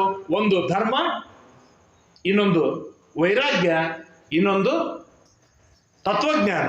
ಈ 3ಗಳು ಇದ್ದಾಗ ಅವನು ತಪ್ಪು ಮಾಡ್ಲಿಕ್ಕೆ ಸಾಧ್ಯವಿಲ್ಲ. ಹಾಗಾಗಿ ಐಶ್ವರ್ಯ ನನ್ನ ಹತ್ರ ಕೇವಲ ಐಶ್ವರ್ಯ ಇದ್ದಾಗ, ಧರ್ಮವಿಲ್ಲ, ಜ್ಞಾನವಿಲ್ಲ, ವೈರಾಗ್ಯವಿಲ್ಲ, ಕೇವಲ ಐಶ್ವರ್ಯವಿದ್ದಾಗ ಕೈಯಲ್ಲಿ ಹಣವಿದೆ, ಹಣ ಕೊಡ್ತಾನೆ, ಪಾನಿಪುರಿ ತಿಂತಾನೆ, ಮುಗಿದೋಯ್ತು. ಅಲ್ಲೇನು ಬಹಳ ಆಪ್ಷನ್ ಇಲ್ಲ. ಹಾಗಾದರೆ ಧರ್ಮವಿದ್ದವನು ಪಾನಿಪುರಿ ತಿನ್ನಬಾರದು, ಇದು ಧರ್ಮವಲ್ಲ, ಮನಿ ಅನ್ನವನ್ನೇ ಉಣ್ಣಬೇಕು, ಇದು ಧರ್ಮ. ಹಾಗಾಗಿ ಅವನು ತಪ್ಪು ಮಾಡುವುದಿಲ್ಲ. ಪಾನಿಪುರಿ ತಿನ್ನುವುದರಿಂದ ಭಾರೀ ಅನರ್ಥವಾಗತ್ತೆ ಎಂದು ತಿಳಿದವನು ತಪ್ಪು ಮಾಡೋದಿಲ್ಲ. ಏನು ಅನರ್ಥ? ಅದೊಂದು ಕಥೆ ಹೇಳ್ತೇನೆ. ಇಲ್ಲಿ ಯಾರು ಹುಡುಗರಿಲ್ಲ, ಸ್ವಲ್ಪ ಜನ ಇದ್ದಾರೆ, ನೀವು ಮಕ್ಕಳಿಗೆ ಹೇಳಿ. ಅಶ್ವತ್ಥಾಮಾಚಾರ್ಯ ಯಾರು ಗೊತ್ತಲ್ಲ? ಯಾರು? ರುದ್ರದೇವರ ಅವತಾರ. ರುದ್ರದೇವರ ಕೆಟಗರಿ ಅಂತದ್ದು, ಸ್ಟೇಜ್ ಅಂತದ್ದು, ಸ್ಥಾನ ಎಂತದ್ದು? ಜಗತ್ತಿನೊಳಗೆ 3ನೇದ್ದು, ಪುರುಷ ವರ್ಗದೊಳಗೆ. ಒಂದು ದೇವರು, 2ನೇದ್ದು ವಾಯುದೇವರು, ಸ್ತ್ರೀ ವರ್ಗ ಬೇಡ, ಪುರುಷ ವರ್ಗದೊಳಗೆ 3ನೇ ಸ್ಥಾನ, 2ನೇದ್ದು ವಾಯುದೇವರು, 3ನೇದ್ದು ಗರುಡಶೇಷ ರುದ್ರದೇವರು. ಇಷ್ಟು ದೊಡ್ಡ ವ್ಯಕ್ತಿ ಇರಲಿ, ಸ್ತ್ರೀ ವರ್ಗವನ್ನು ಇಟ್ಟುಕೊಂಡ್ರೆ 5ನೇ ಕಕ್ಷೆಯಲ್ಲಿ ಬರುವಂಥ ದೊಡ್ಡ ವ್ಯಕ್ತಿ, ಮಹಾನ್ ವ್ಯಕ್ತಿ. ಸಣ್ಣ ಹುಡುಗರಿದ್ದಾಗ ಆಟವಾಡ್ತಾ ಇದ್ರು. ಆಟವಾಡ್ತಾ ಇದ್ಮೇಲೆ ಸಾಯಂಕಾಲದ ಹೊತ್ತಿಗೆ ಹಾಲು ಕುಡಿಬೇಕು. ಅದಕ್ಕಾಗಿ ಏನು ಮಾಡಬೇಕು? ತಮ್ಮ ಮನೆಗೆ ಓಡಿ ಹೋಗ್ಬೇಕು ಹಾಲು ಕುಡಿಯೋದಕ್ಕಾಗಿ. ಮತ್ತೆ ಸ್ವಲ್ಪ ಹೊತ್ತಿಗೆ ಬರಬೇಕು, ನಾನು ಹಾಲು ಕುಡಿದೆ ಅಂತ ಹುರುಪಾಗಬೇಕು. ಖುಷಿಯಿಂದ ಮತ್ತೆ ಆಟ ಪ್ರಾರಂಭವಾಗಬೇಕು. ದುರ್ಯೋಧನ ವಿಚಾರ ಮಾಡಿದ, ಈ ಅಶ್ವತ್ಥಾಮನು ಹಾಲು ಕುಡ್ದೀನಿ ಅಂತ ಹೇಳ್ತಾನೆ, ಇವನ್ ಮನೆಗೆ ಎಲ್ಲಿಂದ ಹಾಲು ಬಂತು? ಯಾಕೆ ಅಂತಂದ್ರೆ ಅವರಪ್ಪ ಮಹಾಧಾರ್ಮಿಕ. ಎಂಥ ಧಾರ್ಮಿಕ ಅಂದರೆ ಇವತ್ತಿಗಾಗಿ ಬೇಡಿದವನಲ್ಲ, ನಾಳಿಗಾಗಿ ಇಟ್ಟವನಲ್ಲ. ಏನು ಬರುತ್ತೋ ಇವತ್ತೇ ತಿಂದು ಮುಗಿಸ್ಬಿಡೋದು. ಇವತ್ತಿಗೆ ಎಷ್ಟು ಬೇಕೋ ಅಷ್ಟೇ ಸಂಪಾದನೆ ಮಾಡೋದು, ಅದನ್ನು ಅಲ್ಲಿಗೆ ಮುಗಿಸ್ಬಿಡೋದು. ಹಾಗಾದರೆ ಎಷ್ಟು ಸಂಪಾದನೆ, ಹೇಗೆ ಸಂಪಾದನೆ ಒಂದು ದ್ರೋಣಾಚಾರ್ಯರದ್ದು ಅಂತಂದರೆ, ಆಕಳಿಗೆ ಮನೆ ಮುಂದೆ ಬಂದಿರ್ತಾವಲ್ಲ ಆಕಳ, ಎಲ್ಲರೂ ಪಾಪ ಅಕ್ಕಿ, ಬೇಳೆ, ಗೋಧಿ ಈಗೆಲ್ಲ ತಂಗಳ ಬಕ್ಕರ್ನೇ ಅವರ ಪಾಲಿಗೆ. ಮೊದಲಿಗೆಲ್ಲ ಏನಂತಾರೆ, ಬ್ಯಾಳಿ, ಜೋಳ, ಗಿಳ, ಕಾಳುಗಳು ಇಡ್ತಿದ್ರು. ಇಟ್ಟ ಮೇಲೆ ಅವು ಎಷ್ಟು ತಿನ್ಬೇಕು ಆಕಳುಗಳು, ಅವಕ್ಕೊಂದು ಲಿಮಿಟ್ ಇದೆ. ಆ ಲಿಮಿಟ್ ಮೀರಿದ ಮೇಲೆ ಅಜೀರ್ಣವಾಯ್ತು. ಆ ಅಜೀರ್ಣವಾದ ಕಾಳುಗಳೇನು ಗೋಮಯದೊಳಗೆ ಬರುತ್ತೆ ಅಲ್ಲ, ಆ ಕಾಳುಗಳನ್ನು ತೊಳೆದು ಅದನ್ನು ಇವತ್ತಿಗಾಗಿ ಬೇಯಿಸ್ಕೊಂಡು ತಿನ್ಬೇಕು. ಇಷ್ಟು ಪಂಚಗವ್ಯ ತಗೊಳ್ಳೋರೇನು ಕುಣಿದಾಡ್ತಾರಲ್ಲ, ಅವ್ರಿಗೆ ಬಹಳ ಲಕ್ಷ್ಯ ಇರಬೇಕು. ಅದೇ ಕಾಳುಗಳನ್ನು ಬೀಸಿ ಹಿಟ್ಟು ಮಾಡಿ ಆ ಹಿಟ್ಟು ಕಲಿಸಿ ಹಾಲು ತಗೊಂಡು ಕೊಡ್ಬೇಕು ಅಶ್ವತ್ಥಾಮನಿಗೆ. ಅವನಿಗೇನು ಗೊತ್ತು ಹಾಲು ಅಂದ್ರೆ ಇದೆ ಅಂತ ತಿಳ್ಕೊಂಡು ಅವ್ನು ಕುಡಿದು ಅವ್ನು ಖುಷಿಯಿಂದ ಹೋಗ್ತಿದ್ದ. ಯಾಕಂದ್ರೆ ಅವನ ಮನೆ ಬೇರೆ ಹಾಲು ನೋಡಿಲ್ಲ, ಅವನು ಖುಷಿಯಿಂದ ಇರ್ತಿದ್ದ. ದುರ್ಯೋಧನ ವಿಚಾರ ಮಾಡಿದ ಹಾಗಲ್ಲ, ಅಶ್ವತ್ಥಾಮ ನಾಳೆ ನನ್ನ ಮನೆ ಪಾರ್ಟಿಗೆ ಬಾ ಅಂತ ಕರೆದು, ಸಾಯಂಕಾಲದ ಪಾರ್ಟಿ ನಮ್ಮ ಮನೆ, ಎಲ್ಲರೂ ಬರ್ರಿ. ದುರ್ಯೋಧನ ಮನೆಗೆ ಹೋಗುವಾಗ ಅಶ್ವತ್ಥಾಮನು ಹೋದ, ಎಲ್ಲರೂ ಹೋದ್ರು. ಬಂಗಾರದ ವಾಟದೊಳಗೆ ಕಮ್ಮಗೆ ಕಾಯಿಸಿ ಕೇಸರಿ, ಬಾದಾಮಿ, ಪಿಸ್ತಾ ಎಲ್ಲ ಹಾಕಿ, ಈಗ ನೋಡ್ರಿ ಹಾಲೇ ಕುಡಿಯೋದಿಲ್ಲ, ಕುಡಿಬೇಕು ಹಾಲನ್ನು, ಅದನ್ನೆಲ್ಲ ಚಂದಾಗ ಮಾಡಿ ಕಾಯಿಸಿ ಕೊಟ್ಟರು. ಅಶ್ವತ್ಥಾಮ ಕುಡ್ದು ಮನೆಗೆ ಬಂದ, ಸೀದಾ ಆಟ ಆಡ್ಲಿಕ್ಕೆ ಹೋಗಲೇ ಇಲ್ಲ. ಅಮ್ಮ ಹಾಲು ಕೊಡು ಅಂದ. ಆಕಿ ಪಾಪ ಹಿಟ್ಟು ರೆಡಿ ಮಾಡಿ ಇಟ್ಟಿದ್ಲು, ಕೊಟ್ಲು ಅದನ್ನ ಹಾಲು. ಅಮ್ಮ ಇದು ಹಾಲಲ್ಲ, ನನಗೆ ಹಾಲು ಬೇರೆದು ಹಾಲದ, ಇಷ್ಟು ದಿವಸ ನನಗೆ ಮೋಸ ಮಾಡಿದೆ, ಖರೆ ಹಾಲು ನನಗೆ ಬೇಕು ಅಂತ ಹೇಳಿದಾಗ ಆ ಅಶ್ವತ್ಥಾಮನಿಗೆ ಹಾಲು ತರುವುದಕ್ಕಾಗಿ, ಅದೆಲ್ಲ ಮುಂದಿನ ಕತೆ ಗೊತ್ತು, ದ್ರೋಣಾಚಾರ್ಯ ದ್ರುಪದನ ಹತ್ರ ಹೋದ, ಸಿಗಲಿಲ್ಲ, ಪರಶುರಾಮನ ಹತ್ರ ಹೋದ, ವಿದ್ಯಾಧ್ಯಯನ ಮಾಡಿದ, ಎಲ್ಲ ಮಾಡಿದ. ಕೊನೆಗೆ ಏನಾಯ್ತು ಫಲ, ಅಲ್ಟಿಮೇಟ್ ಕೊನೆಗೆ ಏನಾಯ್ತು ಅಂದ್ರೆ ನಿರಂತರವಾಗಿ ದುರ್ಯೋಧನನಿಗೆ ಸಪೋರ್ಟ್ ಮಾಡಿದ, ಧರ್ಮರಾಜನ ವಿರುದ್ಧವೇ ನಡೆದುಕೊಂಡ, ಅಧರ್ಮದಲ್ಲೇ ಮುಳುಗಿ ಎದ್ದ. ಯಾರು? ಅಶ್ವತ್ಥಾಮನ ಅಪ್ಪ ದ್ರೋಣಾಚಾರ್ಯ, ಅಶ್ವತ್ಥಾಮನ ಕಕ್ಕ ಕೃಪಾಚಾರ್ಯ, ಈ ಕೃಪಾಚಾರ್ಯನ ಅಣ್ಣ ದ್ರೋಣಾಚಾರ್ಯನ ಗೆಳೆಯ ಭೀಷ್ಮಾಚಾರ್ಯ. ಇವರೆಲ್ಲರೂ ಅಧರ್ಮ ಮಾರ್ಗದಲ್ಲೇ ಇದ್ದರು. ಯಾಕೆ? ಮನೆಯೊಳಗೆ ಒಬ್ಬ ವ್ಯಕ್ತಿ, ಮಹಾಧಾರ್ಮಿಕನಾದ ಒಬ್ಬ ವ್ಯಕ್ತಿ, ಒಂದು ದಿನದ ಮಟ್ಟಿಗೆ ದುಷ್ಟನ ಹಾಲು ಶೆರೆ ಕುಡುದಿಲ್ಲ, ಓಡ್ಕ ಕುಡುದಿಲ್ಲ, ಮೀನ ತಿಂದಿಲ್ಲ, ನಾನ್ ವೆಜ್ ತಿಂದಿಲ್ಲ, ವಿಹಿತವಾದದ್ದು, ಶಾಸ್ತ್ರೀಯವಾದದ್ದು, ಶುದ್ಧವಾದ ಈ ಜರ್ಸಿ ಆಕಳಿನ ಹಾಲು ಅಲ್ಲ, ಶುದ್ಧವಾದ ಯೋಗ್ಯವಾದ ಆಕಳಿನ ಹಾಲೇ ಕುಡಿದ. ಆದರೆ ಅದು ಯಾರ ಹಾಲಾಗಿತ್ತು? ದುರ್ಯೋಧನ ಕೊಟ್ಟ ಹಾಲಾಗಿತ್ತು. ಆದ್ದರಿಂದಾಗಿ ಇಡೀ ಕುಟುಂಬ ಅಧರ್ಮದಲ್ಲಿ ಮುಳುಗಿತ್ತು ಅಂತಾದರೆ ಪ್ರತಿನಿತ್ಯ ಹೊರಗೆ ಊಟ ಮಾಡ್ತಾ ಇರುವಂತಹ ವ್ಯಕ್ತಿಗಳ ಅವಸ್ಥೆ ಏನು?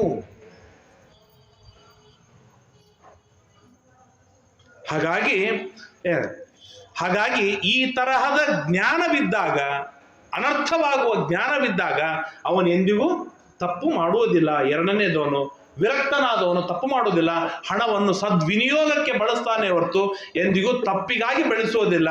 ಆದ್ದರಿಂದಾಗಿ ವಾಯುದೇವರನ್ನು ಧರ್ಮ, ವಿಜ್ಞಾನ, ವೈರಾಗ್ಯ, ಪರಮೈಶ್ವರ್ಯ ಸ್ವರೂಪಿಯಾಗಿದ್ದಾರೆ ಮುಖ್ಯ ಪ್ರಾಣದೇವರು. ಅಂತಹ ಮುಖ್ಯ ಪ್ರಾಣದೇವರಿಗೆ ನಾನು ನಮಸ್ಕಾರ ಮಾಡ್ತೇನೆ, ಅಂತಹ ಮುಖ್ಯ ಪ್ರಾಣದೇವರಿಗೆ ನಾನು ಅಭಿಷೇಕ ಮಾಡ್ತೇನೆ, ಅಂತಹ ಮುಖ್ಯ ಪ್ರಾಣದೇವರನ್ನು ನಾನು ಚಿಂತನೆಯನ್ನು ಮಾಡ್ತೇನೆ ಎಂಬುದಾಗಿ ತಿಳಿಯೋದರಿಂದ ನಮಗೆ ಯೋಗ್ಯವಾದ ಮಟ್ಟಿಗೆ ಧರ್ಮವನ್ನು ಬೆಳೆಸ್ತಾರೆ, ನಮಗೆ ಯೋಗ್ಯವಾದ ಮಟ್ಟಿಗೆ ತತ್ವಜ್ಞಾನವನ್ನು ಕೊಡ್ತಾರೆ, ನಮಗೆ ಯೋಗ್ಯವಾದ ಮಟ್ಟಿಗೆ ವೈರಾಗ್ಯವನ್ನು ಕೊಡ್ತಾರೆ. ಆಗ ನಾವು ಸಂಪಾದನೆಯನ್ನು ಮಾಡಿರುವ ಲಕ್ಷ ಐಶ್ವರ್ಯವೇನಿದೆ ಅದು ಏನಂತಾರೆ ಪಾಪಕ್ಕೆ ಕಾರಣವಾಗದೇನೆ ಅತ್ಯಂತ ಸಾಧನೆಗೆ ಕಾರಣವಾಗುವಂತೆ ವ್ಯವಸ್ಥೆಯನ್ನು ಮಾಡಿಕೊಡ್ತಾರೆ. ಇದು ನಮ್ಮ ಮುಖ್ಯ ಪ್ರಾಣದೇವರ ದೊಡ್ಡದಾಗಿರ್ತಕ್ಕಂಥ ಕಾರ್ಯ. ಇದು ಆ ಮುಖ್ಯ ಪ್ರಾಣದೇವರ ಮಹಿಮೆ. ಅಂತಹ ಮುಖ್ಯ ಪ್ರಾಣದೇವರು ಎಲ್ಲಿದ್ದಾರೆ? ಮುಖ್ಯ ಪ್ರಾಣದೇವರ ಮಹಿಮೆಯನ್ನು ಕೇಳಬೇಕು ಅಂತ ಅಲ್ಲಿಂದ ಇಲ್ಲಿ ಬರಬೇಕಾದ್ರೆ 20 ರೂಪಾಯಿ ಆಟೋ ಬೇಕು, ಇಲ್ಲ 20 ಹೆಜ್ಜೆ ನಡೆದುಕೊಂಡು ಬರಬೇಕು. ಹೌದಲ್ಲ? ಕಷ್ಟ ಅಂತೂ ಇದ್ದೇ ಅದ. ಹೇಳಬೇಕು ಅಂತಂದ್ರೆ ನಮ್ಮ ಸಿರುವಾರದಿಂದ ನಾನಂತ ಬರ್ಬೇಕಲ್ಲ ಇಲ್ಲಿ ಹೇಳಲಿಕ್ಕೆ, ಕಷ್ಟ ಅಂತೂ ಇದ್ದೇ ಅದ. ಆದರೆ ಅಂತಹ ಮುಖ್ಯ ಪ್ರಾಣದೇವರು ಕಷ್ಟಪಡೋದು ಬೇಕಾಗಿಲ್ಲ, ನಮ್ಮ ಒಳಗೆ ಇದ್ದಾರೆ. ಅದಕ್ಕೆ ಈ ಕೇಳಿದ ಏನು ವಿಷಯಗಳಿವೆ ಮನೆಗೆ ಹೋದ ಕೂಡಲೇ ಮಕ್ಕಳನ್ನು ಕೂಡಿಸ್ಕೊಂಡು ಹೇಳಿಬಿಡ್ಬೇಕು, ಗಟ್ಟಿಯಾಗಿ ಬಿಡುತ್ತೆ. ರಟ್ಟ ಹೊಡೆದಾಗ ಗಟ್ಟಿಯಾಗಿ ಬಿಡುತ್ತೆ. ಯಾವಾಗ ಅದು ಗಟ್ಟಿಯಾಗಿ ನೆನಪುಳಿಲಿಕ್ಕೆ ಪ್ರಾರಂಭವಾಯಿತು, ಮಲಗಿದಾಗ, ಎದ್ದಾಗ, ಕೂತಾಗ ಅದರ ಚಿಂತನೆಯನ್ನು ಮಾಡ್ತಾ ಹೋಗ್ಬಿಟ್ರೆ ನಮ್ಮನ್ನು ಹಿಡಿಯೋದೇ ಇಲ್ಲ ಜಗತ್ತಿನೊಳಗೆ. ಶುದ್ಧವಾದ ಸನ್ಮಾರ್ಗದಲ್ಲಿ ನಡೀತೇವೆ. ಆ ಮುಖ್ಯ ಪ್ರಾಣದೇವರು ನಮ್ಮಲ್ಲಿ ನಿಂತು ಶ್ವಾಸೋಚ್ಛ್ವಾಸವನ್ನು ಮಾಡ್ತಾರೆ. ಎಷ್ಟು ಶ್ವಾಸೋಚ್ಛ್ವಾಸವನ್ನು ಮಾಡ್ತಾರೆ?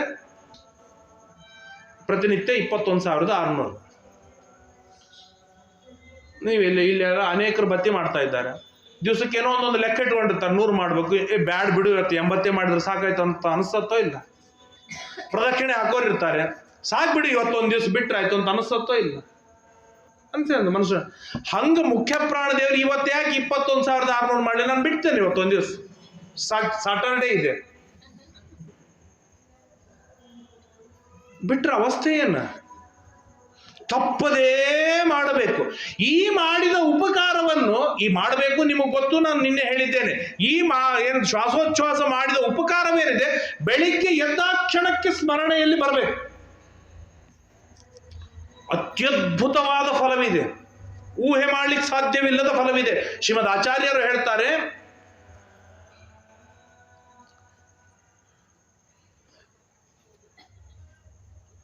ಅರ್ಪಣೀಯೋ ಹರೋ ನಿತ್ಯಂ ಪ್ರಾತರ್ಯೋಗಮ ಅಶೇಷ ದೋಷ ದಹನ. ನಮ್ಮಲ್ಲಿರುವ ಎಲ್ಲಾ ಪಾಪಗಳು ಪರಿಹಾರವಾಗತ್ತೆ. ತತ್ವಜ್ಞಾನ ಪ್ರದಾಯಕ, ಅತ್ಯದ್ಭುತವಾದ ತತ್ವಜ್ಞಾನ ಬರುತ್ತೆ. ಅಷ್ಟೈಶ್ವರ್ಯ ಪ್ರದಶ್ಚೈವ, ಅಷ್ಟೈಶ್ವರ್ಯ ಒದಗಿ ಬರುತ್ತೆ. ಯಾರಿಗೆ?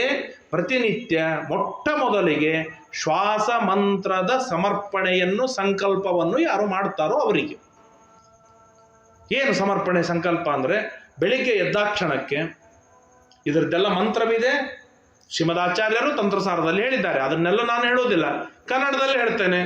21 ನಿನ್ನೆ ಬೆಳಿಗ್ಗೆ ಸೂರ್ಯೋದಯದಿಂದ ಇವತ್ತಿನ ಬೆಳಿಗ್ಗೆ ಸೂರ್ಯೋದಯದವರೆಗೆ ಮುಖ್ಯ ಪ್ರಾಣದೇವರು ನನ್ನಲ್ಲಿ ನಿಂತು 21,600 ಶ್ವಾಸೋಚ್ಛ್ವಾಸಗಳನ್ನು, ಹಂಸ ಮಂತ್ರವನ್ನು ದೇವರ ಪೂಜೆಯಾಗಿ ಮಾಡಿದ್ದಾರೆ. ಸ್ವಾಮಿ, ಅದನ್ನು ಮುಖ್ಯ ಪ್ರಾಣಪತಿಯಾದ ನೀನು ಸ್ವೀಕಾರವನ್ನು ಮಾಡು. ಇವತ್ತು ಬೆಳಿಗ್ಗೆ ಸೂರ್ಯೋದಯದಿಂದ ನಾಳೆ ಬೆಳಿಗ್ಗೆ ಸೂರ್ಯೋದಯದವರೆಗೆ 21,600 ಶ್ವಾಸೋಚ್ಛ್ವಾಸಗಳನ್ನು ಬಿಡದೆ ಮುಖ್ಯ ಪ್ರಾಣದೇವರು ನಿನ್ನ ಪೂಜೆಯಾಗಿ ಮಾಡ್ತಾರೆ. ನಾನೂ ಕೂಡ ಆ ಶುದ್ಧವಾದ ಶ್ವಾಸೋಚ್ಛ್ವಾಸವನ್ನು ನಾನು ಮಾಡ್ತೇನೆ. ಆ ಒಂದು ಶ್ವಾಸೋಚ್ಛ್ವಾಸವೂ ಕೂಡ ಪಾಪದಲ್ಲಿ ತೊಡಗಿಕೊಳ್ಳಬಾರದು, ಪುಣ್ಯಕರ್ಮದಲ್ಲಿ ಸಾಧನೆಯಲ್ಲೇ ತೊಡಗಿಕೊಳ್ಳಬೇಕು. ಆ ನಿಟ್ಟಿನಲ್ಲಿ ಅನುಗ್ರಹವನ್ನು ಮಾಡುವಂತ ಯಾರು ಪ್ರಾರ್ಥನೆಯನ್ನು ಮಾಡ್ತಾರೆ ಅವರಿಗೆ 3 ಫಲಗಳಿವೆ. ಏನು 3 ಫಲಗಳು ಅಂತಂದ್ರೆ, ಒಂದು ಅಶೇಷ ದೋಷ ದಹನ, ನಮ್ಮಲ್ಲಿರುವ ಎಲ್ಲಾ ದೋಷಗಳು ಹೋಗುತ್ತೆ. ತತ್ವಜ್ಞಾನ ಪ್ರದಾಯಕ, ಅತ್ಯದ್ಭುತವಾದ ತತ್ವಜ್ಞಾನ ಬರುತ್ತೆ. 3ನೇದು ಅಷ್ಟೈಶ್ವರ್ಯ, 8 ಐಶ್ವರ್ಯಗಳು ಒಲಿದು ಬರ್ತದೆ. ಈಗ ನಮ್ಮ ಪರಿಸ್ಥಿತಿ ಹೇಗಾಗಿದೆ ಅಂತಂದ್ರೆ, ದೋಷಗಳಂದ್ರೆ ಏನು ಗೊತ್ತೇ ಇಲ್ಲ. ನನ್ನಲ್ಲಿ ಇಂತಿಂಥ ದೋಷಗಳಿವೆ ಅಂತ ಗೊತ್ತಾದಾಗ, ನನ್ನ ಬಟ್ಟಿ ಹೊಲಸಾಗಿದೆ ಅಂತ ಗೊತ್ತಾದಾಗ ಇದನ್ನು ಒಗಿಬೇಕು ಅಂತ ಪ್ರಯತ್ನ ಪಡ್ತೇನೆ. ಅದು ಹೊಲಸಾಗಿದೆ ಎನ್ನುವ ಜ್ಞಾನವೇ ಇಲ್ಲದೆ ಇರುವಾಗ ಅದು ಎಷ್ಟು ಕರಿ ಆದ್ರೇನು, ಎಷ್ಟು ಹೊಲಸಾದ್ರೆ ಅದನ್ನೇ ಉಟ್ಕೊಂಡು ಎಂಜಾಯ್ ಮಾಡ್ತಿರ್ತಾನೆ. ಈ ಆನಿ, ಅದಕ್ಕೆ ಬ್ರಷ್ ಹಾಕ್ತಾರೆ, ತಿಕ್ತಾರೆ, ಇನ್ನೊಂದೇನೋ ಮಾಡ್ತಾರೆ, ತಿಕ್ತಾರೆ, 100 ಲೀಟರ್ ನೀರು ಹಾಕ್ತಾರೆ, ಅದನ್ನು ಸ್ವಚ್ಛ ಮಾಡ್ತಾರೆ, ಭಾರಿ ಮಿಂಚು ಮಿರಿ ಮಿಂಚು ಹಾಗೆ ಮಾಡ್ತಾರೆ ಆನಿಯನ್ನು. ಅದಕ್ಕೆ ಆನಿ ಖುಷಿ ಅದನ ಇಲ್ಲ. ಸ್ನಾನ ಮಾಡಿ ಆ ಮಣ್ಣು ಮೈ ಮೇಲೆ ಹಾಕುವಂತಂದ್ರೆ ಅದಕ್ಕೆ ಆನಂದವೋ ಆನಂದ, ಅದಕ್ಕೆ ತೃಪ್ತಿ. ಇನ್ನೊಂದು ಹೇಳ್ಬೇಕಂದ್ರೆ ಎಮ್ಮಿನೂ ಅಷ್ಟೇ. ಅವು ಅವು ಭಾರಿ ಎಷ್ಟು ಪೇಷನ್ಸ್ದಿಂದ ತಿಕ್ತಾರೆ, ಸ್ವಚ್ಛ ಮಾಡ್ತಾರೆ, ಎಲ್ಲ ಮಾಡ್ತಾರೆ. ಅವು ಕೆಸರಿನಾಗ ಹೋಗ್ಬಿಟ್ಟು ಖುಷಿ ಅವಕ್ಕೆ ತಾಸು 2 ತಾಸು ಅದರೊಳಗೆ ಮಜಾ ಮಾಡಿ ಬರ್ತಾವೆ ಕೊನೆಗೆ. ಯಾಕೆ ಅಂತಂದ್ರೆ, ನಾವು ಯಾವುದ್ರೊಳಗೆ ಇರ್ತೇವೆ, ದೋಷ ಪಾಪದೊಳಗೆ ಇರ್ತೇವೆ, ಆ ಪಾಪಗಳನ್ನು ಬಿಟ್ಟು ಹೊರಗೆ ಬರ್ಲಿಕ್ಕೆ ಸಾಧ್ಯವಿಲ್ಲ. ಆಗ ಏನ್ ಮಾಡಬೇಕು? ಪಾಪಗಳನ್ನೇ ಗುಣಗಳನ್ನಾಗಿ ಮಾಡಿ, ಇವುಗಳನ್ನೇ ಒಳಿತನ್ನಾಗಿ ಮಾಡಿ ಆ ಪಾಪದಲ್ಲೇ ಎಂಜಾಯ್ ಮಾಡೋದು ಬಿಟ್ಟು ಬೇರೆ ಆಪ್ಷನ್ನೇ ಇಲ್ಲ, ಬೇರೆ ಆಸ್ಪದವೇ ಇಲ್ಲ. ಯಾಕೆಂತಂದ್ರೆ ನಮಗೆ ಹುಟ್ಟಿನ ಬೈ ಬರ್ತ್ ನಮಗೆ ಗುಣಗಳ ಜ್ಞಾನವನ್ನು ಯಾರು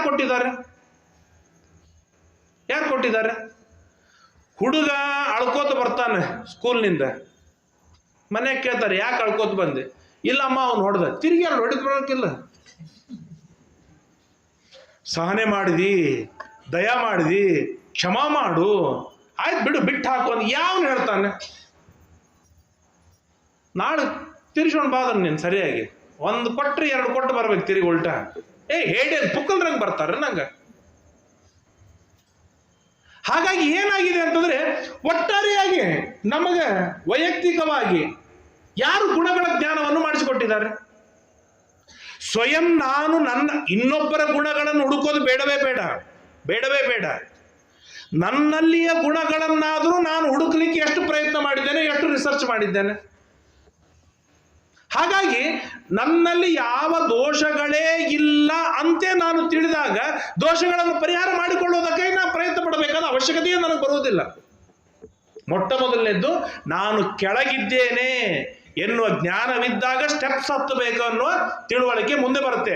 ನಾನು ಮೇಲೆ ಇದ್ದೇನೆ ಎನ್ನುವ ಫೀಲ್ ಇದ್ದಾಗ ಅವನಿಗೆ ಏನಂತಾರೆ, ಮತ್ತೆ ಮೇಲೆ ಹೋಗಲಿಕ್ಕೆ ಆಪ್ಷನ್ನೇ ಇರುವುದಿಲ್ಲ. ಹಾಗಾಗಿ ನನ್ನಲ್ಲಿ ಏನೆಲ್ಲ ದೋಷಗಳಿವೆ ಅನ್ನೋದು ಲೀಸ್ಟ್ ಔಟ್ ಮಾಡಿಕೊಳ್ಬೇಕು. ನನ್ನಲ್ಲಿ ಏನೆಲ್ಲ ಗುಣಗಳಿವೆ ಎನ್ನುವುದು ಲಿಸ್ಟ್ ಔಟ್ ಮಾಡಿಕೊಂಡಾಗ ಆ ಗುಣಗಳನ್ನು ಬೆಳೆಸಿಕೊಳ್ಳುವುದಕ್ಕೆ, ದೋಷಗಳನ್ನು ಕಳೆದುಕೊಳ್ಳುವುದಕ್ಕೆ ಒಂದು ನಮಗೆ ಮಧ್ಯಮ ಮಾರ್ಗ ನಮಗೆ ಸಿಕ್ಕು ಬರ್ತದೆ. ಹಾಗಾದಾಗ ಮಾತ್ರ ಏನಂತಾರೆ, ಈ ಎಲ್ಲ ಚಿಂತನೆಗಳು ನಮಗೆ ಒದಗಿ ಬರ್ತದೆ. ಏನಂತಂದ್ರೆ ನನ್ನಲ್ಲಿಯೇ ದೋಷಗಳು ಪರಿಹಾರ ಮಾಡಿಕೊಳ್ಳುವುದಕ್ಕೆ ಹಂಸ ಮಂತ್ರದ ಜಪವನ್ನು ಮಾಡುವುದರಿಂದ, ಸಮರ್ಪಣೆಯನ್ನು ಮಾಡುವುದರಿಂದ ನನ್ನೆಲ್ಲ ಪಾಪಗಳು ಪರಿಹಾರವಾಗತ್ತೆ.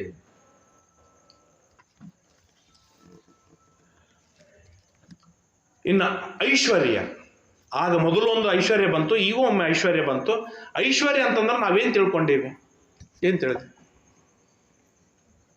ಬೆಳ್ಳಿ ಬಂಗಾರ, ಹಣ, ಮನಿ, ಹೊಲ, ಆಸ್ತಿ, ಇದೇ ಐಶ್ವರ್ಯ ಅನ್ನೋದು ಸಾಮಾನ್ಯವಾಗಿ ನಮ್ಗೆಲ್ಲರಿಗೂ ಗೊತ್ತು. ಇದು ಐಶ್ವರ್ಯವಲ್ಲ.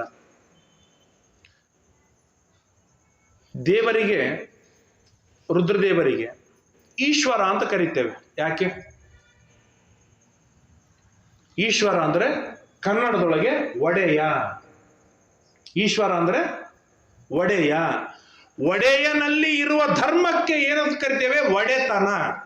ಒಡೆಯ ಬೇರೆ, ಒಡೆತನ ಬೇರೆ. ಈ ಮೊಬೈಲಿಗೆ ಒಡೆಯ ಯಾರು? ನಾನು ಒಡೆಯ. ಈ ಮೊಬೈಲಿನ ಮೇಲೆ ಒಡೆತನ ಯಾರಿಗಿದೆ? ನನಗಿದೆ. ಅಂದ್ರೆ ನನ್ನಲ್ಲಿ ಇರುವ ಧರ್ಮ ಇದು ಒಡೆತನ. ಹಾಗಾಗಿ ಒಡೆಯ ಬೇರೆ, ಒಡೆತನ ಇದೊಂದು ಧರ್ಮ. ಹಾಗೆ ಒಡೆಯ ಯಾರು? ಈಶ್ವರ. ಈಶ್ವರನಲ್ಲಿ ಇರುವ ಧರ್ಮ ಒಡೆತನ. ಅದಕ್ಕೆ ಸಂಸ್ಕೃತದೊಳಗೆ ಏನಂತ ಕರೀತಾರೆ? ಐಶ್ವರ್ಯ. ಅಂದ್ರೆ ಐಶ್ವರ್ಯ ಅಂದ್ರೆ ಏನು? ಒಡೆತನ. ಒಡೆತನ.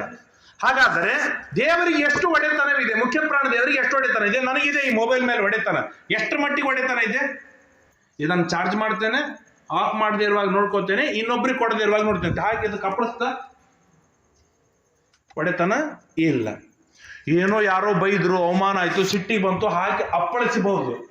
ಅದಾದ್ಮೇಲೆ ಇದನ್ನು ಜೋಡಿಸ್ಲಿಕ್ಕೆ ಅದಂತರೂ ಆಪ್ಷನ್ನೇ ಇಲ್ಲ. ಹಾಗಾದರೆ ನಮ್ಮ ಮುಖ್ಯ ಪ್ರಾಣ ದೇವರಿಗೆ ಎಷ್ಟು ಒಡೆತನವಿದೆ ಅಂತಂದ್ರೆ ಇಡೀ ಜಗತ್ತನ್ನು ಹಾಳು ಮಾಡುವುದಕ್ಕೂ ಸಾಮರ್ಥ್ಯವಿದೆ.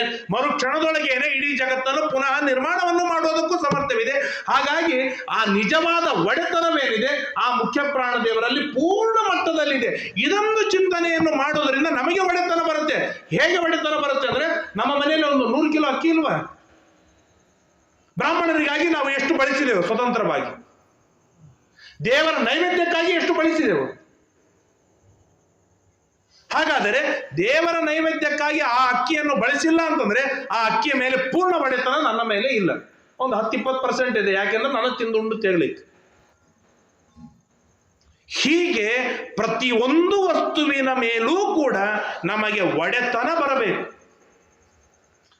ಈ ಬ್ಯಾಂಕಿನ ಯಾರಾದ್ರೂ ಇದ್ದೀರ? ಬ್ಯಾಂಕಿನ ಕ್ಯಾಶಿಯರ್ ಮ್ಯಾನೇಜರ್ ಕೈಯ ಕೋಟಿ ರೂಪಾಯಿವಿದೆ. ಅವನು ಹೇಗೆ ಬೇಕೋ ಹಾಗೆ ಖರ್ಚು ಮಾಡ್ತಾನ? ಮಾಡುವುದಿಲ್ಲ. ಯಾಕೆ ಮಾಡುವುದಿಲ್ಲ? ಆ ಕ್ಯಾಶಿನ ಮೇಲೆ, ಆ ದುಡ್ಡಿನ ಮೇಲೆ ಅವನಿಗೆ ಇಷ್ಟು ಒಡೆತನವಿಲ್ಲ. ಇಷ್ಟು ಒಡೆತನವಿಲ್ಲ. ಹಾಗಾಗಿ ಆ ಒಡೆತನವಿರುವಲ್ಲಿ ಮಾತ್ರ ನಿರ್ಭೀತವಾಗಿ ಧರ್ಮಗಳನ್ನು ತಾನು ಮಾಡ್ತಾನೆ. ಆದ್ದರಿಂದಾಗಿ ಒಡೆತನ ಇದು ಅತ್ಯಂತ ಅನಿವಾರ್ಯ. ಮುಖ್ಯ ಪ್ರಾಣ ದೇವರದ್ದು ಧರ್ಮವಿದೆ, ಮುಖ್ಯ ಪ್ರಾಣ ದೇವರಲ್ಲಿ ಜ್ಞಾನವಿದೆ, ಮುಖ್ಯ ಪ್ರಾಣ ದೇವರಲ್ಲಿ ವೈರಾಗ್ಯವಿದೆ, ಮುಖ್ಯ ಪ್ರಾಣ ದೇವರಲ್ಲಿ ಸಮಗ್ರವಾದ ಒಡೆತನವಿದೆ. ಇನ್ನೊಂದು ಮಾತು, ಒಡೆತನ ಇರುವಲ್ಲೂ ತಪ್ಪುಗಳು ಘಟಿಸುವುದಿಲ್ಲ. ಒಡೆತನ ಇರುವಲ್ಲೂ ತಪ್ಪುಗಳು ಘಟಿಸುವುದಿಲ್ಲ. ಹೇಗೆ ಘಟಿಸುವುದಿಲ್ಲ ಅಂದ್ರೆ, ನನ್ನ ಕೈಯಲ್ಲಿ 10 ರೂಪಾಯಿ ಇದೆ, ಆ 10 ರೂಪಾಯಿ ಮೇಲೆ ಒಡೆತನವಿದೆ. ಆ ಒಡೆತನ ಎಷ್ಟರ ಮಟ್ಟಿಗೆ ದುರುಪಯೋಗ ಅಂದ್ರೆ, ಆ ಒಡೆತನ ಎಷ್ಟರ ಮಟ್ಟಿಗೆ ದುರ್ಬಲವಾಗಿದೆ ಅಂತಂದ್ರೆ, ಅದೇನೋ ಒಂದು ಪಾನಿಪುರಿ ನೋಡಿದೆ, ಅದರಲ್ಲಿ ನಾನು ಕಣ್ಣು ಹೋಯ್ತು, ಅದರಲ್ಲಿ ಖರ್ಚು ಮಾಡಿಬಿಟ್ಟೆ. ಯಾಕೆ? ಒಡೆತನ ಪೂರ್ಣ ಕಂಟ್ರೋಲ್ನಲ್ಲಿಲ್ಲ. ಅದು ದುರ್ಬಲವಾದ ಒಡೆತನವಿದೆ. ಅದು ಪರ್ಫೆಕ್ಟ್ ಆದ ಒಡೆತನ, ಬಲಿಷ್ಠವಾದ ಒಡೆತನವಿತ್ತಂದ್ರೆ ಹೋಗಾಚೆ, ನಾನು ಖರ್ಚು ಮಾಡೋದಿಲ್ಲ ಇದಕ್ಕೆ. ಅದೇ 10 ರೂಪಾಯಿಯಿಂದ ಹಿಟ್ಟು ತಂದು ಮನೆಯೊಳಗೆ ನಾನು ಪಾನಿಪುರಿ ನಿರ್ಮಾಣವನ್ನು ಮಾಡ್ತೇನೆ. ಯಾರೇನಂತಾರೆ ಮನೆಯೊಳಗೆ ನೋಡೋಣ ಅಂತ ಹೇಳಿ ಮನೆಯೊಳಗೇನೆ ಅದನ್ನು ಮಾಡಿ ದೇವರಿಗೆ ನೈವೇದ್ಯ ಮಾಡಿ ತಿಂದು ಹಾಕಿ ತೇಗುವಂತ ಬಲಾಢ್ಯವಾದ ಒಡೆತನ ಬರಲಿಕ್ಕೆ ಸಾಧ್ಯವಿದೆ. ಆದ್ದರಿಂದಾಗಿ ಮುಖ್ಯ ಪ್ರಾಣ ದೇವರನ್ನ, ಅಂದ್ರೆ ಇದು ಜಸ್ಟ್ ದೃಷ್ಟಾಂತ. ಆದರೆ ಈ ನಿಟ್ಟಿನೊಳಗೆ ಎಲ್ಲದರ ಮೇಲೂ ಕೂಡ ನಮ್ಮ ಒಂದು ಏನಂತಾರೆ ತಪ್ಪು ಮಾಡದೇ ಇರುವುದಕ್ಕೆ ಈ ಎಲ್ಲ ಕಾರಣಗಳನ್ನು ಸಂಪಾದಿಸಿಕೊಂಡು ನಾವು ಸನ್ಮಾರ್ಗದಲ್ಲಿ ಇರಬಹುದು ಎನ್ನುವುದಕ್ಕೆ ಈ ಧರ್ಮ, ವಿಜ್ಞಾನ, ವೈರಾಗ್ಯ, ಪರಮೇಶ್ವರ್ಯ ಸ್ವರೂಪರಾದ ಮುಖ್ಯ ಪ್ರಾಣದೇವರು ಇದ್ದಾರೆ. ಇದಾದ ಮೇಲೆ ಈ ಮುಖ್ಯ ಪ್ರಾಣದೇವರ ಚಿಂತನೆಯಿಂದ ನಮಗೆ ಲಾಭವಿದೆ. ಯಾಕಂದ್ರೆ ನಾವೆಲ್ಲ ಸ್ವಾರ್ಥಿಗಳು. ಒಂದು ಕೆಲಸ ಮಾಡ್ತೇವೆ ಅಂತಂದ್ರೆ ಇದರಿಂದ ನಮಗೇನು ಬರ್ತದೆ ಅಂತ ನಾವು ವಿಚಾರವನ್ನು ಮಾಡೋರು. ಈಗ ಇನ್ನೊಂದು ನಮ್ಮಲ್ಲಿ ದೊಡ್ಡ ಮೈನಸ್ ಏನಂದ್ರೆ ಬಹಳ ಸುಳ್ಳು ಮಾತಾಡ್ತೇವೆ. ಆ ಸುಳ್ಳಿನೊಳಗೆ ಅಂದ್ರೆ ಯಾರೂ ಹೇಳಿಕೊಡದೇನೆ PhD ಮಾಡಿಕೊಳ್ಬಹುದಾದ ಯಾವುದಾದ್ರೂ ಒಂದು ವಿದ್ಯೆ ಇತ್ತಂದ್ರೆ ಅದು ಸುಳ್ಳು. ಅದಕ್ಕೆ ಯಾರು ಗೈಡ್ ಬೇಕಾಗಿಲ್ಲ. ಅದಕ್ಕೆ ಯಾಕೆ ಸ್ಕೂಲಿಗೆ ಯಾಕೆ ಬರಲಿಲ್ಲ? ಟಕ್ಕಂತ ಬರುತ್ತೆ. ಅವ್ನು ಮೊಬೈಲ್ ಹಿಡ್ಕೊಂಡು ಕೂತಿದ್ದೆ, ಊಟಕ್ಕೆ ಕೂತಿದ್ದೆ, ಅದು ಯಾವುದು ಇದ್ದು ಸತ್ಯ ಕೆಲಸ ಬರೋದಿಲ್ಲ, ಆರಾಮಿಲ್ರಿ ಅಂತಾನೆ. ಬಾ ನೋಡೋಣ, ಬಾ ಜ್ವರ ಬಂದದ, ಏನ್ ಬಂದ, ಇಲ್ರಿ ಹೊಟ್ಟೆ ನೋವು ಅಂತಾನೆ. ಯಾಕೆ ಹೊಟ್ಟೆ ನೋವು? ಆ ಕಣ್ಣಿ ಕಾಣಿಸೋಂಗಿಲ್ಲ, ಅದು ಪರ್ಫೆಕ್ಟ್ ಸುಳ್ಳು ಅದು. ಹಾಗಾದ್ರೆ ನನ್ನ ಹತ್ರ ಒಂದು ಗುಳಿಗೆಲ್ಲ ಕೊಡ್ತೀನಿ, ಬಾ ಇಲ್ಲಿ ನೋಡೋಣ ಹೊಟ್ಟೆ ಗಟ್ಟಿ ಆಗ್ಯದಾನೆ, ಆಲ್ರೆಡಿ ಡಿಸೆಂಟ್ರಿ ಆಗ್ಯದಂತ. ಮತ್ತೆ ಇಷ್ಟೊತ್ತಾಯ್ತು ಸ್ಕೂಲ್ ಒಳಗೆ ಗಟ್ಟಿಮುಟ್ಟು ಕೂತಿಯಲ್ಲ, ಅದು ನಿನ್ನೆ ಕಡಿಮೆ ಆಯ್ತ್ರಿ ಅದು. ಅಂದ್ರೆ ಒಂದು ಸುಳ್ಳು ಅದನ್ನ ರಕ್ಷಣೆ ಮಾಡ್ಲಿಕ್ಕೆ ಮತ್ತೊಂದು ಸುಳ್ಳು, ಅದನ್ನ ರಕ್ಷಣೆ ಮಾಡ್ಲಿಕ್ಕೆ ಮತ್ತೊಂದು ಸುಳ್ಳು, ಅದನ್ನ ರಕ್ಷಣೆ ಮಾಡ್ಲಿಕ್ಕೆ ಮತ್ತೊಂದು ಸುಳ್ಳು, ಹೀಗೆ ಎಂಡ್ಲೆಸ್ ಆದ ಸುಳ್ಳುಗಳು ಬೆಳೀತಾ ಹೋಗುತ್ತೆ. ಒಂದೊಂದು ಸುಳ್ಳಿನಿಂದ ಮಹಾ ಅನರ್ಥವಾಗತ್ತೆ. ಧರ್ಮದ ಜ್ಞಾನವಿರಬೇಕು. ನಮ್ಮ ಧರ್ಮ ಇಷ್ಟು ಸೂಕ್ಷ್ಮವಾಗಿದೆ ಅಂತಂದ್ರೆ ಸತ್ಯ ಸುಳ್ಳಾಗತ್ತೆ, ಸುಳ್ಳು ಸತ್ಯವಾಗತ್ತೆ. ಅದರ ಬಗ್ಗೆಯೂ ನಾವು ಸ್ಪಷ್ಟವಾದ ಲಕ್ಷ್ಯ ಕೊಟ್ಟಿರ್ಬೇಕು, ಬಹಳ ಕೇರ್ಫುಲ್ ಆಗಿರ್ಬೇಕು. ಯಾರ ನಿಮಿತ್ತಕವಾಗಿ ನಾನು ಸತ್ಯ ಮಾತನಾಡ್ತಾ ಇದ್ದೇನೆ ಅದೂ ಮುಖ್ಯ. ಒಬ್ಬ ಸಣ್ಣ ಹುಡುಗಿದ್ದಾನೆ, ಏಕಾದಶಿ ಮಾಡಿದ್ದಾನೆ, ಹೈರಾಣಾಗಿದ್ದಾನೆ, ಜಾಗರಣೆಗಾಗಿ ಹಣ್ಣು ನೈವೇದ್ಯಕ್ಕೆ ಇಟ್ಟಿದ್ದಾರೆ, ಪ್ರವಚನಕ್ಕಾಗಿ ಹಣ್ಣು ನೈವೇದ್ಯಕ್ಕೆ ಇಟ್ಟಿದ್ದಾರೆ. ಅವನು ಟಕ್ಕಂತ ಒಂದು ತೆಗೆದುಕೊಂಡು ಹೋದ, ತಿಂದ. ಎಲ್ಲಿ ಹೋಯ್ತು ಇದು ಹಣ್ಣು? ನಾನು ಅದನ್ನ ಅವನು ತಗೊಂಡೋಗ್ಯಾನ ನೋಡ್ರಿ ಅಂತ ಹೇಳಿ ನಾನು ಸತ್ಯ ಮಾತನಾಡ್ತೇನೆ ಅಂತ ಹೇಳಿ ಏನಾದರೂ ಅವನು ತಗೊಂಡೋಗ್ಯಾನ ಅಂತ ಹೇಳಿದರೆ ನಾನು ಮಾತನಾಡಿದ ಸತ್ಯ ಅದು ಸುಳ್ಳಾಗಿ ಬಿಡುತ್ತೆ. ಯಾಕೆ ಅಂತಂದ್ರೆ ವೈಷ್ಣವ ಅವನಿಗೆ ತಲೆ ತಿರುಗುತ್ತಾ ಇತ್ತು, ಅವನಿಗೇನೋ ಸಮಸ್ಯೆ ಆಗಿತ್ತು, ಬಹಳ ಕಷ್ಟವಾಗಿತ್ತು, ತಿನ್ಲಿಕ್ಕೆ ಏನೂ ಸಿಗ್ತಾ ಇರಲಿಲ್ಲ. ಆ ಸಮಯದೊಳಗೆ ಅವನು ಮಾಡಿದ ತಪ್ಪು ಏನಿದೆ ಅದು ಅವನಿಗೆ ಪಾಪ ಬಂದಿತ್ತು, ಅದು ಅವನಿಗೆ ಬಿಟ್ಟ ಲೆಕ್ಕ. ಆದರೆ ಅದನ್ನು ನಾನು ಸತ್ಯ ಮಾತನಾಡಬೇಕು ಎನ್ನುವ ಹಠದಿಂದ ನಾನು ಸತ್ಯವನ್ನು ಹೇಳಿದರೆ ಅದು ಸತ್ಯ ಅನಿಸಿಕೊಳ್ಳುವುದಿಲ್ಲ, ಅದು ಸುಳ್ಳಾಗತ್ತೆ. ಒಂದು ಸಣ್ಣದಾದ ಕಥೆ, ತಮಗೆಲ್ಲರಿಗೂ ಗೊತ್ತಿರುವ ಕಥೆ. ಕೃಷ್ಣ ಯುದ್ಧದಲ್ಲಿ ಒಂದು ಮಾತು ಹೇಳಿದ. ಏನಂತ ಹೇಳಿದ? ಧರ್ಮರಾಜ, ಈ ದ್ರೋಣಾಚಾರ್ಯರು ಗುರು ಆಗಿದ್ದಾನೆ, ಈ ದ್ರೋಣಾಚಾರ್ಯನ ಯಾರೂ ಸಂಹಾರ ಮಾಡುವುದಿಲ್ಲ, ಭೀಮ ಮುಟ್ಟುವುದೇ ಇಲ್ಲ, ಅರ್ಜುನ ಸಂಹಾರ ಮಾಡುವುದಿಲ್ಲ, ಯಾರೂ ಸಂಹಾರ ಮಾಡುವುದಿಲ್ಲ. ಅದಕ್ಕಾಗಿ ನಾನೊಂದು ಪ್ಲಾನ್ ಮಾಡಿದ್ದೇನೆ, ನೀನು ಹೇಳು ಅಶ್ವತ್ಥಾಮೋ ಹತ ಅಂತ ಹೇಳು. ಯಾಕೆಂದ್ರೆ ಮಗ ಸತ್ತ ಸುದ್ದಿ ಕೇಳಿದ ಕೂಡಲೇನೆ ಅವನು ಪ್ರಾಣ ಬಿಡ್ತಾನೆ, ಇದು ನಿಶ್ಚಿತವಿದೆ. ಇದು ಸಂಹಾರ ಮಾಡೋದಕ್ಕೆ ಸುಲಭವಾದ ಉಪಾಯ ಅಶ್ವತ್ಥಾಮ ಹತ ಅಂತ ಹೇಳು. ಯಾಕೆಂದ್ರೆ ಅಶ್ವತ್ಥಾಮ ಎಂಬ ಆನೆಯಲ್ಲಿ ಸತ್ತಿದೆ, ಭೀಮ ಹೊಡೆದಾಕಿದ್ದಾನೆ, ಆನೆ ಸತ್ತಿದೆ, ಅದರ ವಿಷಯ ಜೋರಾಗಿ ಕೂಗು ಅಂತ ಹೇಳಿ. ಅಲ್ಲ, ದ್ರೋಣಾಚಾರ್ಯ ಸಾವಿಗೆ ಕಾರಣವಾಗತ್ತೆಲ್ಲ, ನಾನ್ಯಾಕೆ ಸುಳ್ಳು ಹೇಳಲಿ ಅಂತ ಕೃಷ್ಣನ ಮಾತಿನ ಮೇಲೆ ಅಪನಂಬಿಕೆಯಿಂದ ಅಶ್ವತ್ಥಾಮೋ ಹತಃ ಅಂತ ಜೋರಾಗಿ ಒದರ್ತಾ ಸಾವಕಾಶವಾಗಿ ಅದನ್ನು ನಾನು ಸತ್ಯ ಮಾತಾಡ್ತೇನೆ ಅಂತೇಳಿ ಕುಂಜರ ಅಂತಂದ. ಇರ್ಲಿ, ಅಶ್ವತ್ಥಾಮ ಕೇಳಿದ, ತಾನು ಶಸ್ತ್ರಾಸ್ತ್ರವನ್ನು ಬಿಟ್ಟ, ಯೋಗ ಮಾಯಾದಿಂದ ಶರೀರವನ್ನು ಬಿಟ್ಟು ಮೇಲೆ ಹೋದ್ರು. ಆಮೇಲೆ ದೃಷ್ಟೋದ್ಯುಮ್ನ ಹೊಡೆದಾಕಿದ. ಅದೆಲ್ಲ ಮುಂದಿನ ಕಥೆ. ಏನಾಯ್ತು? ಧರ್ಮರಾಜ ಯಾರು ಅವತಾರ? ಧರ್ಮರಾಜ ಈಗ ಹೇಳಿದಲ್ಲ, ಯಮಧರ್ಮರಾಜನ ಅವತಾರ. ಯಮಧರ್ಮ ಏನೆಲ್ಲ ಕೆಲಸ ಮಾಡ್ತಾನೆ? ಲಕ್ಷ ಕೋಟಿ ಜನರಿಗೆ, ಅನಂತ ಜನರಿಗೆ ನರಕವನ್ನು ಕೊಡುವವನು ಯಮಧರ್ಮರಾಜ, ಹೌದಲ್ವಾ? ಹಾಗಾದ್ರೆ ಕೃಷ್ಣ ಏನು ಮಾಡಿದ? ಆ ಕೃಷ್ಣನ ಮಾತು ಮೀರಿದ್ದಕ್ಕಾಗಿ, ಕೃಷ್ಣನ ಮಾತು ಮೀರಿ ನಾನು ಸತ್ಯವನ್ನೇ ಮಾತಾಡ್ತೇನೆ ಅಂತ ಹಠ ಹಿಡಿದದ್ದಕ್ಕಾಗಿ ಆ ಯಮಧರ್ಮರಾಜನಿಗೆ ಘೋರವಾದ ನರಕ ತೋರಿಸಿಬಿಟ್ಟ ದೇವರು. ಘೋರವಾದ ನರಕ ತೋರಿಸಿಬಿಟ್ಟ. ಯಾವಾಗ ಅಂದ್ರೆ ಧರ್ಮರಾಜ, ಭೀಮಾರ್ಜುನಾದಿಗಳು ಎಲ್ಲರೂ ದೇಹ ತ್ಯಾಗವನ್ನು ಮಾಡ್ತಾರೆ. ಧರ್ಮರಾಜ ಒಬ್ಬ ಉಳಿದ. ರಥ ಬಂತು, ರಥದೊಳಗೆ ಧರ್ಮರಾಜನನ್ನು ಕೂಡಿಸಿಕೊಂಡ್ರು, ನೇರವಾಗಿ ಹೊರಟು ಹೋದರೆ ದಿವ್ಯವಾದ ಸ್ವರ್ಗದೊಳಗೆ ಪ್ರವೇಶ ಮಾಡಿಬಿಟ್ಟ ಧರ್ಮರಾಜ. ಅಲ್ಲಿ ನೋಡ್ತಾನೆ, ದುರ್ಯೋಧನ ಸಿಂಹಾಸನದ ಮೇಲೆ ಕೂತಾನೆ, ದುಶ್ಯಾಸನ ಕುಣಿತಾ ಇದ್ದಾನೆ, ಎಲ್ಲ ಅಣ್ಣ ತಮ್ಮಂದಿರಿದ್ದಾರೆ, ಅಟ್ಟಹಾಸವನ್ನು ಮಾಡ್ತಾ ಇದ್ದಾರೆ, ಭಾರಿ ಮಜಾ ಮಾಡ್ತಾ ಇದ್ದಾರೆ ಸ್ವರ್ಗದೊಳಗೆ. ಇವರೆಲ್ಲರೂ ನೋಡಿ ಧರ್ಮರಾಜನೇ ತಲೆ ಕೆಟ್ಟು ಹೋಯ್ತು. ಆ ಸಾರಥಿ ಕೇಳಿದ, ಅಲ್ಲೋ ನಮ್ಮ ಭೀಮಣ್ಣ, ಅರ್ಜುನ, ನಕುಲ, ಸಹದೇವ, ಕರ್ಣ, ಕೃಷ್ಣ ಇವರೆಲ್ಲ ಎಲ್ಲಿದ್ದಾರೆ? ಅವರಿದ್ದಲ್ಲಿ ಕರ್ಕೊಂಡು ಹೋಗು. ಬಾ ಮಗನೇ, ಅವರಿದ್ದಲ್ಲೇ ಕರ್ಕೊಂಡು ಹೋಗ್ತೀನಿ ಅಂತಂದ. ಕರ್ಕೊಂಡು ಹೋದರೆ ಅಲ್ಲಿ ಹೋದರೆ ಕೆಟ್ಟು ಹಲಸು ವಾಸನಿ, ಭಾರೀ ಕಗ್ಗತ್ತಲು, ಘೋರವಾದ ನರಕ. ಆ ನರಕದೊಳಗೆ ಧರ್ಮರಾಜನ ರಥ ಹೋಗ್ತಾ ಇದೆ. ಆಗ ಭೀಮ ಒದರ್ತಾ ಇದ್ದಾನೆ, ಧರ್ಮಣ್ಣ ನನ್ನ ಕೈ ಹಿಡಿದು ರಕ್ಷಣೆ ಮಾಡು, ಸ್ವರ್ಗ ಕೊಡು ಅಂತ. ಅರ್ಜುನ ಚೀರ್ತಾ ಇದ್ದಾನೆ, ದ್ರೌಪದಿ ಒದರ್ತಾ ಇದ್ದಾಳೆ. ಧರ್ಮರಾಜ ಗಾಬರಿ ಆಗೋದ. ಹಾಗಾದ್ರೆ ಭೀಷ್ಮಾಚಾರ್ಯ, ದ್ರೋಣಾಚಾರ್ಯ, ಕರ್ಣ ಅಥವಾ ಯುದ್ಧವಾಡಿದ್ದು ಇದೆಲ್ಲ ಮಹಾಪಾಪಿಷ್ಟವಾದದ್ದು, ಅಧಾರ್ಮಿಕವಾದದ್ದು.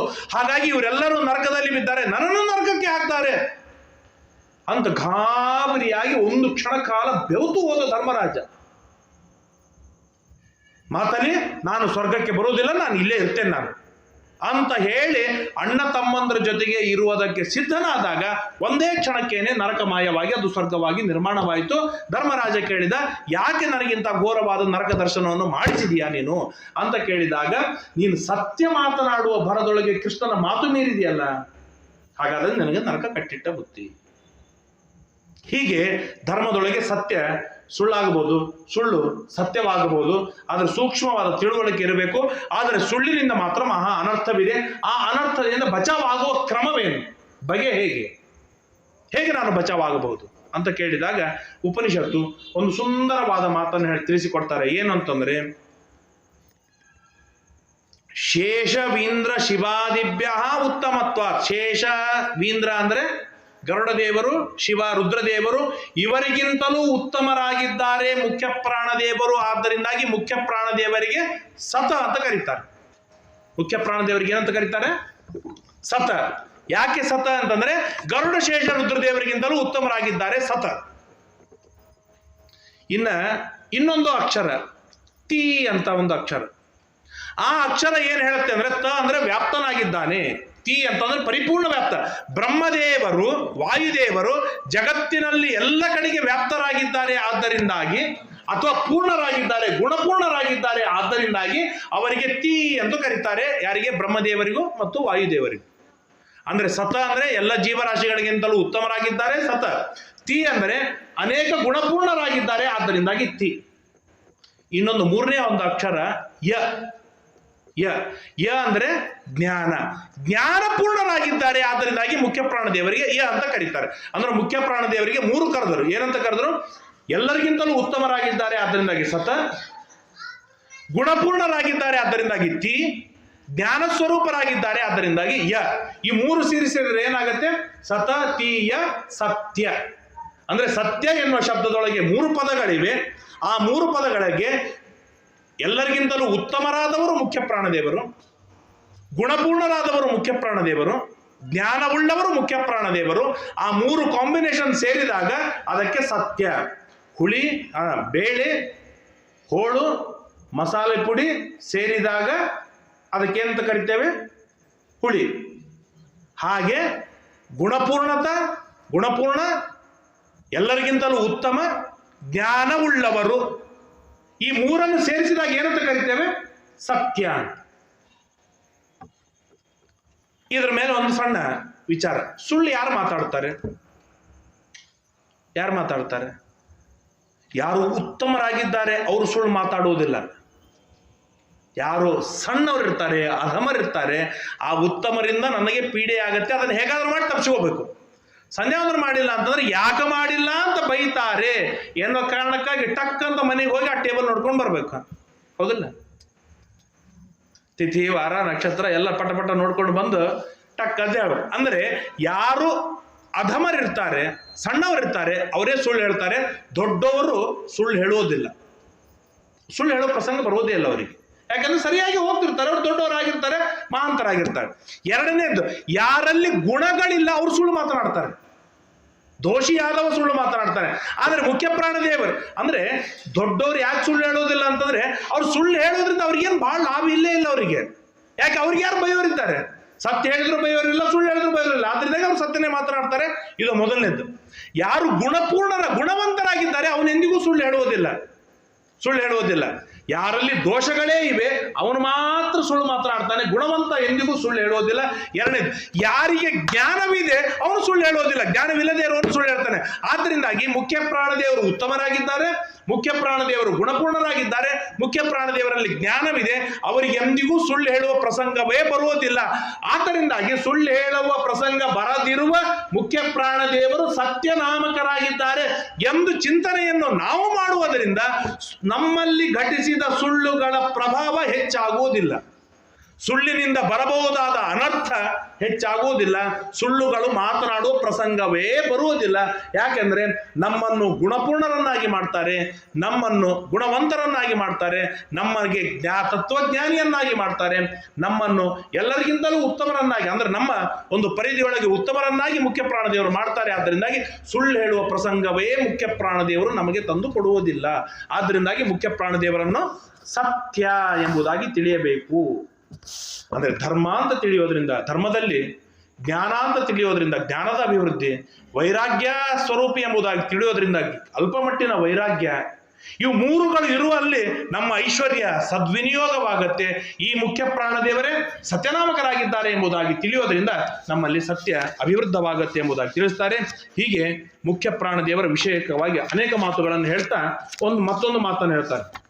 ಈ ಮುಖ್ಯ ಪ್ರಾಣದೇವರು, ನಮ್ಮಲ್ಲಿರುವ ಸತ್ಯನಾಮಕನಾದ ಮುಖ್ಯ ಪ್ರಾಣದೇವರು ಇನ್ನೊಂದು ಕೆಲಸವನ್ನು ಏನ್ ಮಾಡ್ತಾರೆ ಅಂದ್ರೆ, ವಿಷ್ಣುವಿನ ವಿಷಯದೊಳಗೆ ಶ್ರದ್ಧೆಯನ್ನು ತಂದು ಕೊಡ್ತಾರೆ.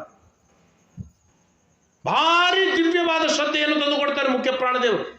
ನಮಗೆ ಈ ಶ್ರದ್ಧೆ ಭರವಸೆ ಏನಿದೆ, ಯಾವ ಯಾವ ವಸ್ತುಗಳ ಮೇಲೆ ತುಂಬಾ ಶ್ರದ್ಧೆ ಇದೆ, ತುಂಬಾ ಭರವಸೆ ಇದೆ. 300 ರೂಪಾಯಿ ಕೊಟ್ಟು ಟಿಕೆಟ್ ತೆಗಿಸೀವಿ ಎನ್ನುವ ಕಾರಣಕ್ಕಾಗಿ ನಮ್ಗೆ ಎಷ್ಟು ಭರವಸೆ ಅಂದ್ರೆ ಮೈ ಮೇಲೆ ಎಚ್ಚರವಿಲ್ಲದೆ ಗುರುಕಿ ಹೊಡಿತಾ ಮಲಗಿರ್ತೇವೆ ಟ್ರೈನ್ದಾಗ. ಏನಾದ್ರೂ ಎಚ್ಚರಿಕೆ ಇರ್ತದನ? ನಮ್ಮ ಹಾಗೆ ಇವನು ಒಂದು ಜಂಪ್ ಹೊಡೆದಂದ್ರೆ ಡ್ರೈವರ್, ನಮ್ಗೆ ಯಾಕೆ ಅಷ್ಟು ಭರವಸೆ ಅಂದ್ರೆ ಒಂದು ಕೊಟ್ಟಿ 300-400 ರೂಪಾಯಿ ಅವನಿಗೆ ಕೊಟ್ಟಿವಿ ಅಂತ ಹೇಳಿ ಅಷ್ಟು ಕಾನ್ಫಿಡೆಂಟ್ ಅವನ ಮೇಲೆ. ಅರೆ 14 ಲೋಕಗಳಿಗೆ ಒಡೆಯನಾದ ದೇವ ನನ್ನ ಹೃದಯದೊಳಗೆ ನಿಂತಾನೆ, ಸಂಧ್ಯಾವಂದನೆ ಮಾಡು, ದೇವರ ಪೂಜೆಯನ್ನು ಮಾಡು, ನನ್ನ ಗುಣಗಳನ್ನು ಚಿಂತನೆಯನ್ನು ಮಾಡು, ನಾನು ರಕ್ಷಣೆ ಮಾಡಿ ತೀರ್ತೇನೆ ಅಂತ ಹೇಳ್ತಾ ಇದ್ದಾರೆ. ಅವನ ಮೇಲೆ, ಆ ಡ್ರೈವರ್ ಮೇಲೆ ಇರುವಷ್ಟು ಭರವಸೆಯನ್ನು ದೇವರ ಮೇಲೆ ಇಡುವುದಿಲ್ಲ ಅಂತಂದ್ರೆ ಆ ಡ್ರೈವರ್ಗಿನ ಹತ್ತುತ್ತಾರ ನಮ್ಮ ದೇವ?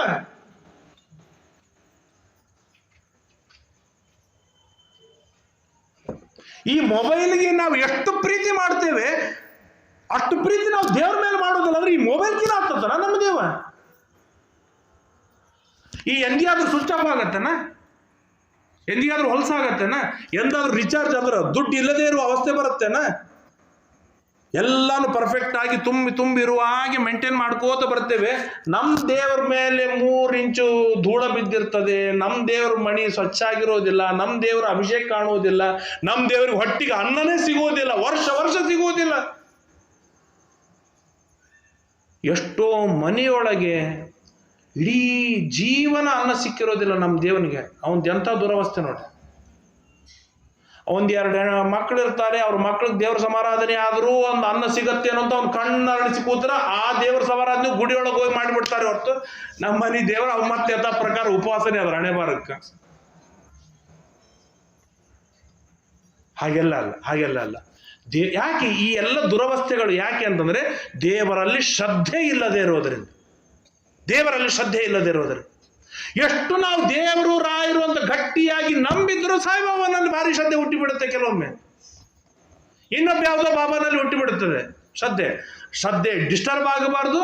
ಶ್ರದ್ಧೆ ಸನ್ಮಾರ್ಗದಲ್ಲಿ ಇರಬೇಕು. ಆ ಶ್ರದ್ಧೆ ನಮ್ಮ ದೇವರಲ್ಲೇ ಇರಬೇಕು. ಆ ಶ್ರದ್ಧೆಯನ್ನು ಬೆಳೆಸುವವರು, ಕೊಡುವವರು ಮತ್ತಿನ್ಯಾರು ಅಲ್ಲ, ಮುಖ್ಯ ಪ್ರಾಣದೇವರೇ. ಆದ್ದರಿಂದಾಗಿ ಮುಖ್ಯ ಪ್ರಾಣದೇವರ ಆರಾಧನೆ ವಿಶೇಷ ರೀತಿಯಿಂದ ಆದಾಗ ಶ್ರದ್ಧೆ ಬಹಳಷ್ಟು ಮಟ್ಟಕ್ಕೆ ಬೆಳೆಯುತ್ತೆ ಎಂಬುದಾಗಿ ತಿಳಿಸ್ತಾರೆ. ಸಮಯ ಆಯಿತು, ಆದ್ದರಿಂದಾಗಿ ಮುಗಿಸೋಣ. ವಾಯುದೇವರ ಮಹಿಮೆ ಇದು ಮುಗಿಯೋದಿಲ್ಲ, ನಾವು ಮುಗಿಸ್ಬೇಕು ಅಷ್ಟೇ. ಈಗ ಪ್ರಕೃತವಾಗಿ ಈಗ ಮತ್ತೆ 1.5 ಗಂಟೆ ಆಯ್ತು, ನೀವು ಕೂತೀರಿ, 1 ಗಂಟೆ ಆಯ್ತು, ನಾನು ಹೇಳಲಿಕ್ಕತ್ತೇನೆ. ಈಗ ನಮ್ಗೆ ಹಸಿವಿ ನೀರಡಿಕೆ ಹುಟ್ಟೋದು ಎಲ್ಲಿಂದ? ಈಗ ಹಸಿವೆ ಆಗ್ಲಿಕ್ಕತ್ತದನ ಯಾರಿಗಾದ್ರ? ಹಸಿವೆ ಆಗ್ತಿದ್ರು ಹಸಿವೆ ಹುಟ್ಟಿಸಿದವ್ರು ಯಾರು? ನೀರಡಿಕೆ ಆಗ್ತಾ ಇದ್ರೆ ನೀರಡಿಕೆಯನ್ನು ಹುಟ್ಟಿಸುವವರು ಯಾರು ಅಂತಂದ್ರೆ ಮತ್ತಿನ್ಯಾರು ಅಲ್ಲ, ಅಶನ ಪಿಪಾಸಾಮಾನಿ ವಿರೂಪೋ ಮರುತೋ ಅವದತ. ಅಶನ ಹಸಿವೆ, ಪಿಪಾಸ ನೀರಡಿಕೆ, ಇವು ಎರಡಕ್ಕೂ ಅಭಿಮಾನಿಗಳು ಮತ್ತಿನ್ಯಾರು ಅಲ್ಲ, ಮುಖ್ಯ ಪ್ರಾಣದೇವರೇ. ಅವರು ಹಸಿವೆ ಹುಟ್ಟಿಸಿದರೆ ಹಸಿವೆ ಉಂಟು, ಅವ್ರು ನೀರಡಿಕೆ ಹುಟ್ಟಿಸಿದರೆ ನೀರಡಿಕೆ ಉಂಟು. ಇಲ್ಲದೇ ಇದ್ರೆ ಹಸಿವೇನೂ ಆಗುವುದಿಲ್ಲ, ನೀರಡಿಕೆನೂ ಆಗುವುದಿಲ್ಲ. ಇವತ್ತು ಯಥೇಚ್ಛವಾಗಿ ಏನಂತಾರೆ, 2 ಚಪಾತಿ ತಿಂತೇವೆ, 4 ಚಪಾತಿ ತಿಂತೇವೆ, ಬಕ್ರಿ ತಿಂತೇವೆ, ಇಡ್ಲಿ ತಿಂತೇವೆ, ದೋಸೆ ತಿಂತೇವೆ, ತಿಂದದ್ದೆಲ್ಲ ಜೀರ್ಣ ಮಾಡಿಕೊಳ್ತೇವೆ ಅಂತಂದ್ರೆ ಮುಖ್ಯ ಪ್ರಾಣದೇವರು ಹಸಿವೆ ರೂಪದಿಂದ ನಮ್ಮಲ್ಲಿ ಪ್ರವೇಶವನ್ನು ಮಾಡಿ ಇದ್ದಾರೆ. ಹಸಿವೆಯನ್ನು ನಿರಂತರವಾಗಿ ಕೊಡ್ತಾ ಇರ್ತಾರೆ. ಸುಮ್ಮನೆ ವಿಚಾರವನ್ನು ಮಾಡೋಣ. ಎಲ್ಲ ತಾಯಂದ್ರೆ ಇದ್ದೀರಿ ಇಲ್ಲಿ ಗಟ್ಟಿಮುಟ್ಟಾಗಿ. ನಮ್ಮ ಮಗ, ಒಬ್ಬ ಮಗ 8ಕ್ಕೆ ಹಸಿವೆ ಅಂದ, ಇನ್ನೊಬ್ಬ ಮಗ 9ಕ್ಕೆ ಹಸಿವೆ ಅಂದ, ಇನ್ನೊಬ್ಬ ಗಂಡ ಅಂದ್ರೆ ಒಬ್ಬ ಗಂಡ ಏನಂತಾರೆ ಮಧ್ಯಾಹ್ನ 12ಕ್ಕೆ ಹಸಿವೆ ಅಂತಂದ, ಏನಂತಾರೆ ಇನ್ನೊಬ್ರು ಮಾವ ಸಾಯಂಕಾಲ 4ಕ್ಕೆ ಹಸಿವೆ ಅಂದ, ಅತ್ತಿ 5ಕ್ಕೆ ಹಸಿವೆ ಅಂದ ಅಂತಂದ್ರೆ ಮಾಡೋರ ಅವಸ್ಥೆ ಏನು? ಎಲ್ಲರಿಗೂ 12ಕ್ಕೆ ಹಸಿವೆ ಆಗಬೇಕು ನಮ್ಮ ಮನೆ ರೂಲ್ಸಿನ ಪ್ರಕಾರ. ಎಲ್ಲನೂ ನಮಗೆ ವ್ಯವಸ್ಥೆ ಆಗಬೇಕು. ಅಂದರೆ ಕಾಲ ಕಾಲಕ್ಕೆ ಮುಖ್ಯ ಪ್ರಾಣದೇವರು ನಮ್ಮಲ್ಲಿ ನಿಂತು ತಪ್ಪಿ ಏಕಾದಶಿ ಹಸಿವೆ ಹುಟ್ಟಿ ಹಾಕಿದ್ರೆ ಏನು ಅವಸ್ಥೆ ನಮ್ದು?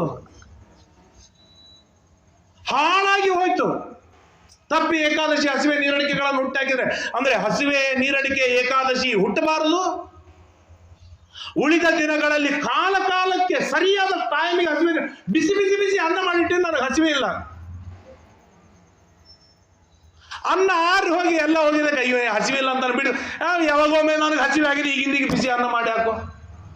ಕದಾಚಿತ್ ಇವತ್ತಿನ ಹೆಣ್ಮಕ್ಳಿಗೆಲ್ಲ ಸಾಮರ್ಥ್ಯ ಇದೆ, ಗ್ಯಾಸ್ ಕೊಟ್ಟು ಮೋದಿಜಿಯವರು ಅನುಗ್ರಹ ಮಾಡಿ 10 ನಿಮಿಷ ತಾಳಪ್ಪ ನಿನಗೆ ಏನಂತಾರೆ ಬಿಸಿ ಅನ್ನ ಕೊಟ್ಟೆ, ಅಟ್ಲೀಸ್ಟ್ ಫ್ರಿಜ್ನಾಗ ಇಟ್ಟದ್ದಾದ್ರೂ ಬಿಸಿ ಮಾಡಿ ಕೊಟ್ಟೇನು ಅಂತ ಹೇಳ್ಬೋದು. ಅಲ್ಲ, ಇಲ್ಲಿ ಯಾರು ಅಂತವ್ರಿಲ್ಲ, ಸುಮ್ಮನೆ ಹೇಳಿದೆ ಏನೋ ಒಂದು ಮಾಡಿ ಕೊಡ್ಬೋದು. ಪಾಪ ಹಳೆ ಕಾಲದ ಏನು ಅವಸ್ಥೆ, ಇಡ್ಲಿ ಹಚ್ಚು, ಒಲಿ ಹಚ್ಚು, ಕಟ್ಟಿಗೆ ಹಚ್ಚು, ನೀರ ಎಲ್ಲ ತಂದು ಮಾಡಿ ನನಗೆ ಹಸಿವಿಲ್ಲಪ್ಪ, ಈಗ 2 ತಾಸು ಆಯ್ತು ನನಗೆ ಹಸಿವಿಲ್ಲ ಈಗ. ಹೀಗೆಲ್ಲ ಎಂದಿಗೂ ಡಿಸ್ಟರ್ಬ್ ಆಗಿಲ್ಲ ನಮ್ಮ ಜೀವನದೊಳಗೆ. ಯಾಕೆ ಅಂತಂದ್ರೆ ಮುಖ್ಯ ಪ್ರಾಣದೇವರು ಕಾಲ ಕಾಲಕ್ಕೆ ಹಸಿವೆ ನೀರಡಿಕೆಗಳಿಂದ ನಮ್ಮಲ್ಲಿ ಪ್ರವೇಶವನ್ನು ಮಾಡಿ ಕಾಲಕ್ಕೆ ಹಸಿವೆ ಹುಟ್ಟಿಸ್ತಾರೆ, ಕಾಲಕ್ಕೆ ನೀರಡಿಕೆಯನ್ನು ತಂದು ಕೊಡ್ತಾರೆ, ಆಮೇಲೆ ತೃಪ್ತಿಯನ್ನು ತಂದು ಕೊಡ್ತಾರೆ. ತೃಪ್ತಿಯೇ ಆಗದೇ ಇದ್ರೆ 4 ಚಪಾತಿ ಮಾಡಿ ಹಾಕಿದ್ರು ತೃಪ್ತಿ ಆಗಿಲ್ಲ, 2 ಬೇಕಂದ, 2 ಮಾಡಿ ಹಾಕಿದ್ರು ತೃಪ್ತಿ ಆಗಿಲ್ಲ, 2 ಬೇಕಂದ, 2 ಮಾಡಿ ಹಾಕಿದ್ರು ತೃಪ್ತಿ ಆಗಿಲ್ಲ. ಎಷ್ಟು ಮಾಡಿ ಹಾಕಿದ್ರು ತೃಪ್ತಿ ಆಗಿಲ್ಲ ಅಂತಂದ್ರೆ ಮಾಡೋರ ಅವಸ್ಥೆ ಏನು, ಗಳಿಸಿ ತಂದು ಹಾಕೋರ ಅವಸ್ಥೆ ಏನು?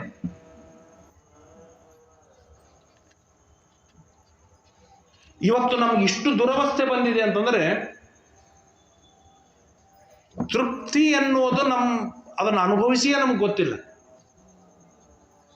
ಊಟ ಮಾಡ್ತೇವೆ, ಹೊಟ್ಟೆ ತುಂಬತ್ತೆ, ಊಟ ಮಾಡ್ತೇವೆ, ಭರ್ಪೂರ್ ಹೊಟ್ಟೆ ತುಂಬುತ್ತೆ. ಯಾರೂ ಅರೆ ಹೊಟ್ಟೆಯಿಂದ ಈಗ ಈ ಕಾಲದೊಳಗೆ ಇರೋದಿಲ್ಲ. ಯಾಕಂದ್ರೆ ಎಲ್ಲರೂ ಸಮೃದ್ಧವಾಗಿದ್ದಾರೆ ದೇವರ ಅನುಗ್ರಹದಿಂದ. ಆ ಸಮೃದ್ಧಿ ನಿರಂತರವಾಗಿ ಇದ್ದೇ ಇರ್ತದೆ. ಆದರೆ ಆ ಊಟ ಮಾಡುವಾಗ ಒಂದು ತೃಪ್ತಿ ಏನಿದೆಯಲ್ಲ, ಆ ತೃಪ್ತಿ ಆಗಬೇಕು, ಸೆಲ್ಫ್ ಸ್ಯಾಟಿಸ್ಫ್ಯಾಕ್ಷನ್. ಒಮ್ಮೆ ಏನಾಯ್ತು, ನಾನು ಇಲ್ಲೇ ಹೇಳಿರ್ಬೇಕು, ಮತ್ತೊಮ್ಮೆ ಹೇಳ್ತೇನೆ. ನಾನು ಒಬ್ಬ ದೊಡ್ಡ ಹೋಟೆಲ್ ಮ್ಯಾನೇಜರ್ ಪ್ರದೇಶದೊಳಗೆ, ಅವನಿಗೇನು ಸ್ವಲ್ಪ ಆಸ್ತಿಕತಾ ಬುದ್ಧಿ ಇತ್ತು, ಚೂರು ಆಸ್ತಿಕತಾ ಬುದ್ಧಿ ಇತ್ತು. ಅವನಿಗೆ ಯಾರಾದ್ರೂ ಹಿಂಗೆ ಸಜ್ಜನರು ಸಿಕ್ಕರೆ ಏನಾದ್ರೂ ತತ್ವಜ್ಞಾನವನ್ನು ಕೇಳೋಣ ಅಂತನ್ನುವ ಒಂದು ಕಳಕಳಿ ಭಾಳ ಇತ್ತು. ಅವನ ಒಂದು ಒತ್ತಡದ ಜೀವನದೊಳಗೆ ಅವನಿಗೆ ಆಗ್ತಾನೇ ಇರಲಿಲ್ಲ. ಒಂದು ದಿವಸ ಒಬ್ಬ ವ್ಯಕ್ತಿ ಅಲ್ಲಿ ಬಂದು ಕೂತವನು ನೀರು ಕುಡ್ದ. ಹೋಟೆಲ್ಲೇ ಇತ್ತು, ಹೋಟೆಲ್ದಾಗ ಎಲ್ಲರೂ ಬಂದವರೆಲ್ಲ ನೀರು ಕುಡಿಬೇಕು, ಆಗ ಅವನು ಕುಡ್ದ. ಅವನು ನೋಡಿದ ಕೂಡಲೇ ತನ್ನ ಗದ್ದಿ ಬಿಟ್ಟು ಎದ್ದು ಹೋಗಿ, ಸ್ವಾಮಿ ಏನಾದ್ರೂ ತತ್ವಜ್ಞಾನ ಉಪದೇಶವನ್ನು ಮಾಡಿ ಅಂದ. ಅಲ್ಲೇ ನನಗೆ ಯಾಕೆ ಕೇಳಿದೆ? ಇಲ್ಲ, ನೀವು ತತ್ವಜ್ಞಾನಿಗಳಂತ ಗೊತ್ತಾಯ್ತು. ಯಾಕೆ ಗೊತ್ತಾಯ್ತು? ನೀವು ನೀರು ಕುಡಿದ್ರಲ್ಲ, ಅದು ಗೊತ್ತಾಯ್ತು. ಅಂದ್ರೆ ನಿನ್ನ ಹೋಟೆಲ್ದಾಗ ಯಾವ ನೀರು ಕುಡಿಯೋದಿಲ್ಲ ಅಂತ ಕೇಳಿದ. ಬಂದವರೆಲ್ಲ ಫಸ್ಟ್ ಕುಡಿಯೋದೇ ನೀರು, ಆಮೇಲೆ ನೀರು ಕುಡಿದವರೆಲ್ಲ ತತ್ವಜ್ಞಾನ ಏನೋ ಅಂತ. ಆಗಲ್ಲ, ಕೋಟಿ ಜನ ನೀರು ಕುಡಿಯೋರು ನೋಡಿದ್ದೇನೆ, ಆದ್ರೆ ನೀರು ಕುಡಿತಾ ಇರುವಾಗ ನಿಮ್ಮ ಮುಖ ಚಹರೆನೇ ಬಹಳ ವಿಭಿನ್ನವಾಗಿತ್ತು. ನೀರು ಸಿಕ್ಕಾಗ ಆನಂದವಾಯಿತು. ಇನ್ನು ಮುಂದಿನ ಕ್ಷಣಕ್ಕೆ ನನ್ನ ನೀರಡಿಕೆ ಹೋಗುತ್ತೆ, ಈ ಅದ್ಭುತವಾದ ನೀರು, ಇಂತಹ ನೀರು ದೇವರು ನನ್ನ ಕರುಣಿಸಿಕೊಟ್ಟಿದ್ದಾನೆ ಅಂತ ಕಣ್ಣರಳಿಸಿದಿ. ಅದಕ್ಕೊಂದು ಕೃತಜ್ಞತಾ ಭಾವ ಸಮರ್ಪಣೆ ನಿನ್ನ ಮುಖದಲ್ಲಿ ಕಾಣಿಸ್ತು. ಅದು ಕುಡಿದ ಮೇಲೆ ತೃಪ್ತತಾ. ಈ ಭಾವನೆ ನೋಡಿ ನನಗನಿಸ್ತು, ಇದು ತತ್ವಜ್ಞಾನಿಗೆ ಬರ್ಲಿಕ್ಕೆ ಸಾಧ್ಯ, ಸಾಮಾನ್ಯವಾಗಿ ಬಿಸಿನೆಸ್ ಮ್ಯಾನ್ಗಳಿಗೆ ಬರ್ಲಿಕ್ಕೆ ಸಾಧ್ಯವಿಲ್ಲ. ಆದ್ರಿಂದ ನೀನು ತತ್ವಜ್ಞಾನಿನೇ ಇರಬೇಕು. ದಯಮಾಡಿ ಉಪದೇಶವನ್ನು ಮಾಡ್ತೀಯಾ? ನಿನಗೆ ಹೇಗೆ ಈ ತೃಪ್ತಿ ಆಗುವ ಬಗೆ ನೀನು ಹೇಗೆ ಕಂಡುಕೊಂಡಿ ನನಗೆ ತಿಳಿಸ್ತೀಯಾ ಅಂತ ಕೇಳಿದೆ. ಇದನ್ನೇ ನನಗೊಬ್ಬರು ಕೇಳಿದರು. ಏನು ಕೇಳಿದ್ರು ಅಂತಂದರೆ, ಹೀಗೆ ಉಪನ್ಯಾಸಕ್ಕೆ ಹೋಗಿದ್ದೆ ಪ್ರಾರಂಭಕ್ಕೆ. ವಯಸ್ಸಾದ ಒಬ್ಬ ವಕೀಲರು ಇದ್ರಲ್ಲಿ. ಅವರು, ಗೋಪಾಲ್ ಭಾಳ ಚಲೋ ಉಪನ್ಯಾಸ ಆಯಿತು, ಭಾಳ ಸಂತೋಷ ಆಯಿತು, ಆದ್ರೆ ನಾನು ನಿಂಗೊಂದು ಪ್ರಶ್ನೆ ಕೇಳಲಿ ಅಂತ ಕೇಳ್ರಿ, ಅವಶ್ಯವಾಗಿ ಕೇಳ್ರಿ, ನನಗೂ ತಿಳ್ಕೊಳಿಕ್ ಬೇಕು, ಯಾಕೆ ಹೆಚ್ಚು ಕೇಳಿದವ್ರು ನೀವು, ನಾನು ಈಗ ಹೇಳಲಿಕ್ಕತ್ತವನು, ಕೇಳ್ರಿ ಅಂತ. ಊಟ ಮಾಡ್ಲಿಕ್ಕೆ ಬರ್ತದೆ ಹೆಂಗೆ ಕೇಳಿದ್ರು. ನಾನಂದೆ ಭರ್ಪೂರ್ ಊಟ ಮಾಡ್ತೇನೆ ರೀ ಅಂದೆ. ನಮ್ಮ ಮನೆಗೆ 2 ಸಲ ಹಾಕ್ತಾರೆ, 4 ಸಲ ಹಾಕಿದ್ರು ಊಟ ಮಾಡ್ಲಿಕ್ಕೆ ರೆಡಿ ಇದ್ದೀನಿ, ಭಾಳ ಚಲೋ ಆಯ್ತು. ಇನ್ನೊಂದು ಪ್ರಶ್ನೆ ಕೇಳ್ತೀನಿ ನಾನು, ಕೇಳ್ರಿ ಅಂತ. ನಿದ್ದೆ ಮಾಡ್ಲಿಕ್ಕೆ ಬರ್ತೇನೆ ಅಂತ ಕೇಳಿದ್ರು. ಅದಕ್ಕಂದ್ರೆ ಏನು ನಿಶ್ಚಿಂತವಾಗಿ ಏನಂತಾರೆ, ಮ್ಯಾಲ ರೂಮ್ನಾಗ ಹೋಗಿ ಮಲ್ಕೊಂಡ್ಬಿಟ್ಟೆ ಅಂತಂದ್ರೆ 6 ತಾಸು 8 ತಾಸು 10 ತಾಸು ಏಕಾದಶಿ ಬಂತಂದ್ರೆ ಚಂದ ನಿದ್ದೆ ಆಗ್ತದೆ, ಎಲ್ಲ ಚಂದ. ಈಗ ನಾನು ಖರೆ ಪ್ರಶ್ನೆ ಕೇಳ್ತೀನಿ, ಈಗ ಉತ್ತರ ಕೊಡು ಅಂತಂದ್ರೆ, ಇವೆಲ್ಲ ಕೇಳಿದ್ದು ಫುಜೂಲ್ ಪ್ರಶ್ನೆಗಳು, ಈಗ ಖರೆ ಕೇಳ್ತೀನಿ. ಊಟ ಆದ ಕೂಡಲೇ ಏನು ಮಾಡ್ತೀವಿ ಹೇಳು ಅಂತಂದ್ರೆ, ಮುಂದಿನ ಪ್ರಶ್ನೆ, ನಿಜವಾದ ಪ್ರಶ್ನೆ. ನಾನಂದೆ ಊಟ ಆದ ಕೂಡಲೇ ಹೋಗಿ ಒಂದು 10 ನಿಮಿಷ ಸ್ವಲ್ಪ ಮಲಗಿ ಹೇಳ್ತೇನೆ ರೀ ಅಂತಂದು. ಅಂದ್ರೆ ನಿನಗೆ ಊಟ ಮಾಡ್ಲಿಕ್ಕೆ ಬರುವುದಿಲ್ಲ ಅಂತಂದು. ಯಾಕೆ ಅಂತಂದ್ರೆ, ಊಟ ಯಾಕೆ, ತುಂಬ ದಡದು ಹೈರಾಣಾಗಿದ್ದಾನ, ಸುಸ್ತಾಗ್ಯದ, ಹಾಗಾಗಿ ಊಟ ಮಾಡಿ ಮತ್ತೆ ಮುಂದೆ ದುಡಿಲಿಕ್ಕೆ ಶಕ್ತಿ ಬರಲಿ ಅಂತ ಊಟ ಮಾಡೋದು. ಹೋಗಿ ಹೆಪ್ಪಾಗಿ ಬಿದ್ದಾಗ ಬೀಳ್ತೀನಿ ಅಂತಂದ್ರೆ ನಿನಗೆ ಊಟ ಮಾಡಿ ಬರೋದಿಲ್ಲ. ಎದ್ದುಕೊಳ್ಳಿ ಏನು ಮಾಡ್ತೀಯ ಅಂತ, ಇನ್ನೊಂದು 10 ನಿಮಿಷ ಹೊರಳಾಡಿ ಹೇಳ್ತಾರೆ, ಹಾಗಾದ್ರೆ ನೀನು ಮಲಗಲಿಕ್ಕೂ ಬರೋದಿಲ್ಲ. ಯಾಕೆ ಬರೋದಿಲ್ಲ ಅಂತಂದ್ರೆ, ಮಲಗೋದು ಯಾಕೆ, ಮತ್ತೆ ಉತ್ಸಾಹದಿಂದ ಕೆಲಸ ಮಾಡೋದಕ್ಕಾಗಿ ಮಲಗೋದು. ಮಲಗಿದ ಮೇಲೂ ನೀ ಮತ್ತೆ ಮಲಗ್ತಿ ಅಂದ್ರೆ ಏನರ್ಥ, 8 ತಾಸು ಮಲಗಿದ ಮೇಲೂ ನೀ ಮತ್ತೆ ಮಲಗ್ತಿ ಅಂತಂದ್ರೆ ನಿನಗೆ 8 ತಾಸು ಮಲಗಿದ್ದು ವೇಸ್ಟ್ ಇದು. ಹಾಗೆ ನಮಗೆ ಊಟ ಮಾಡುವಾಗ ತೃಪ್ತಿ ಆಗಬೇಕು, ಪೂಜೆ ಮಾಡುವಾಗ ತೃಪ್ತಿ ಆಗಬೇಕು, ಉಪನ್ಯಾಸ ಕೇಳಿದಾಗ ತೃಪ್ತಿ ಆಗಬೇಕು, ಉಪನ್ಯಾಸ ಮಾಡಿದಾಗ ತೃಪ್ತಿ ಆಗಬೇಕು. ನನಗೆ ತೃಪ್ತಿಯಾದಾಗ ನನ್ನ ಕಣ್ಣಿಗೆ ಕಾಣದಿರುವ ದೇವರಿಗೆ ತೃಪ್ತಿ ಆಗಬಹುದು, ಆಗಿರಬಹುದು ಅಂತ ಊಹೆ ಮಾಡ್ಲಿಕ್ಕೆ ಸಾಧ್ಯವಿದೆ. ನಾನು ಮಾಡಿದ ಕಾರ್ಯದಿಂದ ನನಗೆ ತೃಪ್ತಿ ಆಗದೆ ಇದ್ದಾಗ ದೇವರಿಗೆ ತೃಪ್ತಿ ಆಗಿದೆ ಅಂತೇಳಿ ನಾನು ಹೇಗೆ ಹೇಳಿ ಕೃಷ್ಣಾರ್ಪಣ ಮಸ್ತು ಅಂತ ಹೇಳಲಿಕ್ಕೆ ನನಗೆ ಬಾಯಿನೇ ಇರೋದಿಲ್ಲ. ಆದ್ದರಿಂದಾಗಿ ಮೊಟ್ಟ ಮೊದಲಿಗೆ ಶ್ರದ್ಧೆ ಕೊಟ್ಟು, ನನಗೆ ತೃಪ್ತಿಯನ್ನು ಕೊಟ್ಟು, ಹಸಿವೆ ನಿರಡಿಕೆಗಳನ್ನು ಕೊಟ್ಟು ತಿಂದ ಮೇಲೆ ನನಗೆ ತೃಪ್ತಿಯನ್ನು ಕೊಡುವವರೂ ಕೂಡ ಮುಖ್ಯ ಪ್ರಾಣದೇವರೇ. ಆದ್ದರಿಂದಾಗಿ ಆ ಮುಖ್ಯ ಪ್ರಾಣದೇವರನ್ನು ವಿಶೇಷವಾಗಿ ಚಿಂತನೆಯನ್ನು ಮಾಡಬೇಕು ಎಂಬುದಾಗಿ ತಿಳಿಸಿಕೊಡ್ತಾರೆ. ಹೀಗೆ ಅನೇಕ ಮಾತುಗಳನ್ನು ಹೇಳ್ತಾ, ಮುಖ್ಯ ಪ್ರಾಣದೇವರು ನಮ್ಮ ದೇಹದ ಅನೇಕ ವಿಧವಾದ ಅಂಗಾಂಗಗಳಲ್ಲಿ ಇರ್ತಾ ಮಜ್ಜಾದೊಳಗಿರ್ತಾರೆ ಮುಖ್ಯ ಪ್ರಾಣದೇವರು. ಆ ಮಜ್ಜಾದ ಮುಖಾಂತರ ಉತ್ತಮವಾದ ಗರ್ಭಧಾನವನ್ನು ಮಾಡುವ ಮುಖಾಂತರ ಅತ್ಯುತ್ತಮ ಜೀವನನ್ನು ಹುಟ್ಟಿಸುವ ಕಾರ್ಯವನ್ನೂ ಕೂಡ ಮುಖ್ಯ ಪ್ರಾಣದೇವರೇ ಮಾಡ್ತಾರೆ. ಯಾವ ಮಗ ಮುಖ್ಯ ಪ್ರಾಣದೇವರ ಅನುಗ್ರಹದಿಂದಲೇನೆ ಹುಟ್ಟಿದ್ದಾನೆ, ಆ ವ್ಯಕ್ತಿ ಇಡೀ ಜೀವನ ಧಾರ್ಮಿಕನಾಗಿ ಬೆಳೀತಾನೆ. ಯಾರ ಮಗನ ಮೇಲೆ ಮುಖ್ಯ ಪ್ರಾಣದೇವರ ಅನುಗ್ರಹ ಕಮ್ಮಿಯಾಗಿದೆ, ಅವನು ಅಧಾರ್ಮಿಕನಾಗಿ ಬೆಳೀತಾನೆ. ಆದ್ದರಿಂದಾಗಿ ನನ್ನ 100ನೇ ತಲೆಮಾರಿನವರೆಗೂ ಕೂಡ ನನ್ನ ಜನ್ಮದೊಳಗೆ ಅಧಾರ್ಮಿಕ ಬರಬಾರದು ಅಂತಾಗಿದ್ದರೆ ಇವತ್ತಿನಿಂದ ಮುಖ್ಯ ಪ್ರಾಣದೇವರ ಚಿಂತನೆಯನ್ನು ಮಾಡ್ತಾ ಅವನನ್ನು ಶುದ್ಧ ರೀತಿಯಿಂದ ಪರಿಪಾಲನೆಯನ್ನು ಮಾಡುವ ಹೊಣೆಗಾರಿಕೆ ನಮ್ಮ ಮೇಲಿದೆ. ಅಲ್ಲ, ನಾನು ಚಿಂತನೆ ಮಾಡೋದ್ರಿಂದ ನನಗೆ ಲಾಭವಿದೆ, ನನ್ನ 100ನೇ ತಲೆಮಾರಿಗೆ ಹೇಗೆ ಲಾಭವಾಗುತ್ತೆ?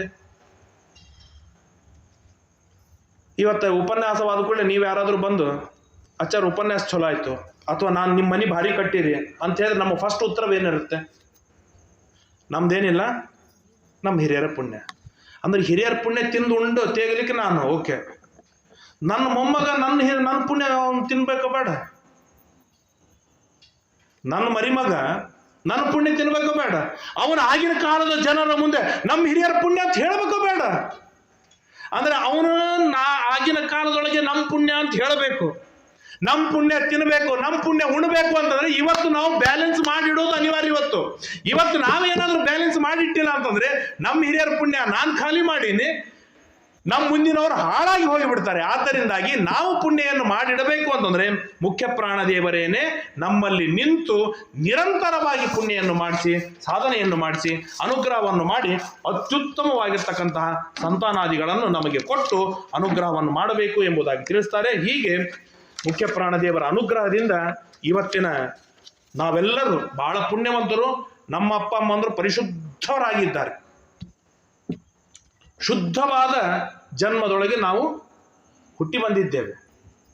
ಈ ಕೆಲವೊಮ್ಮೆ ಹೇಳ್ತಾರಲ್ಲ, ನಿಮ್ಮ ಅಜ್ಜನೇ ಮೊಮ್ಮಗನಾಗಿ ಹುಟ್ಟಿ ಬಂದಾನ, ಮುತ್ತಜ್ಜನೇ ಮರಿಮಗನಾಗಿ ಹುಟ್ಟಿ ಬಂದಾನೆ ಅಂತ ಹೇಳ್ತಾರಲ್ಲ, ಹಂಗೇನಾದರೂ ನಾನೇ ನನ್ನ ಮೊಮ್ಮಗನಾಗಿ ಹುಟ್ಟಿ ಬರುವ ಆಪ್ಷನ್ ನನಗೆ ಬಂತು ಅಂತಂದರೆ ಆಗ ನಾನು ಶುದ್ಧನಾಗಿ ತಂದೆ ತಾಯಿಗಳಲ್ಲಿ ಹುಟ್ಟಿ ಬರ್ತೇನೆ ಅನ್ನೋ ಕಾನ್ಫಿಡೆಂಟ್ ನಮಗಿಲ್ಲ.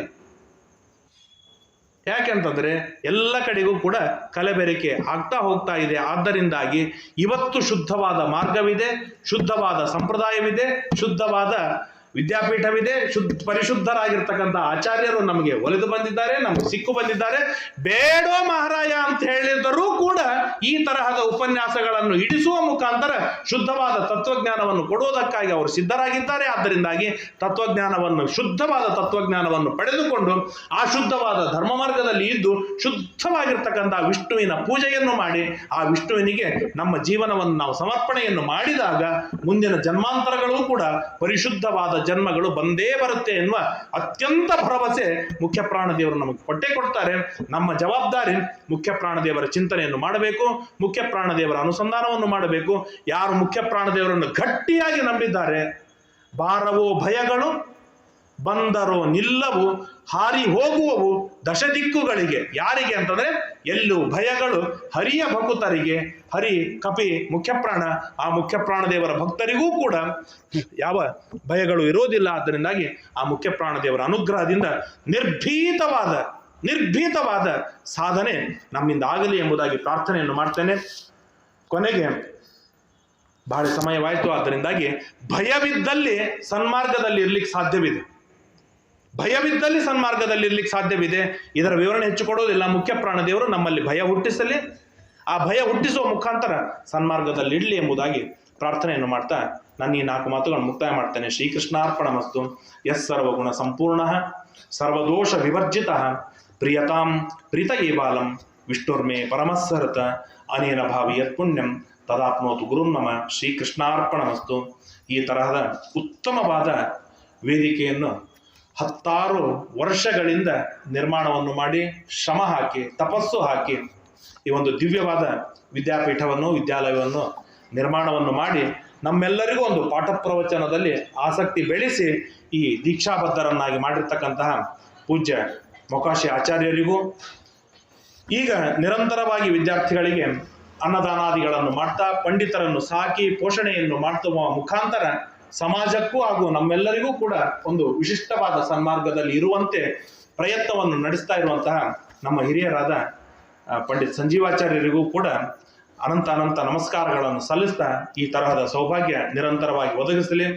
ಮೊದಲನೇ ಬಾರಿ ಫಸ್ಟ್ ಫ್ಲೋರ್ದಲ್ಲಿ ಹೇಳಿದ್ದೆ, 2ನೇ ಬಾರಿ ಹಾಲ್ನಲ್ಲಿ ಹೇಳಿದ್ದೆ, 3ನೇ ಬಾರಿ ಇಲ್ಲಿ ಹೊರಗೆ ಹೇಳ್ತಾ ಇದ್ದೀನಿ, 4ನೇ ಬಾರಿಯಿಂದ ಅವ್ರು ಎಲ್ಲಿ ತೀರ್ಥಕ್ಷೇತ್ರಕ್ಕೆ ಹೋಗಿರ್ತಾರ ಅಲ್ಲಿ ಹೇಳೋದು ಪ್ರಸಂಗ ಬಂದೇ ಬರ್ತದೆ. ಆದ್ದರಿಂದಾಗಿ ಮುಖ್ಯ ಪ್ರಾಣದೇವರಲ್ಲಿ ವಿಶೇಷವಾಗಿ ಪ್ರಾರ್ಥನೆಯನ್ನು ಮಾಡ್ತಾ ನಾವೆಲ್ಲರೂ ಕೂಡ ಶುದ್ಧವಾದ ಸನ್ಮಾರ್ಗದಲ್ಲಿ ಇರುವಂತಾಗಲಿ ಎಂಬುದಾಗಿ ಬೇಡಿಕೊಳ್ತೇನೆ.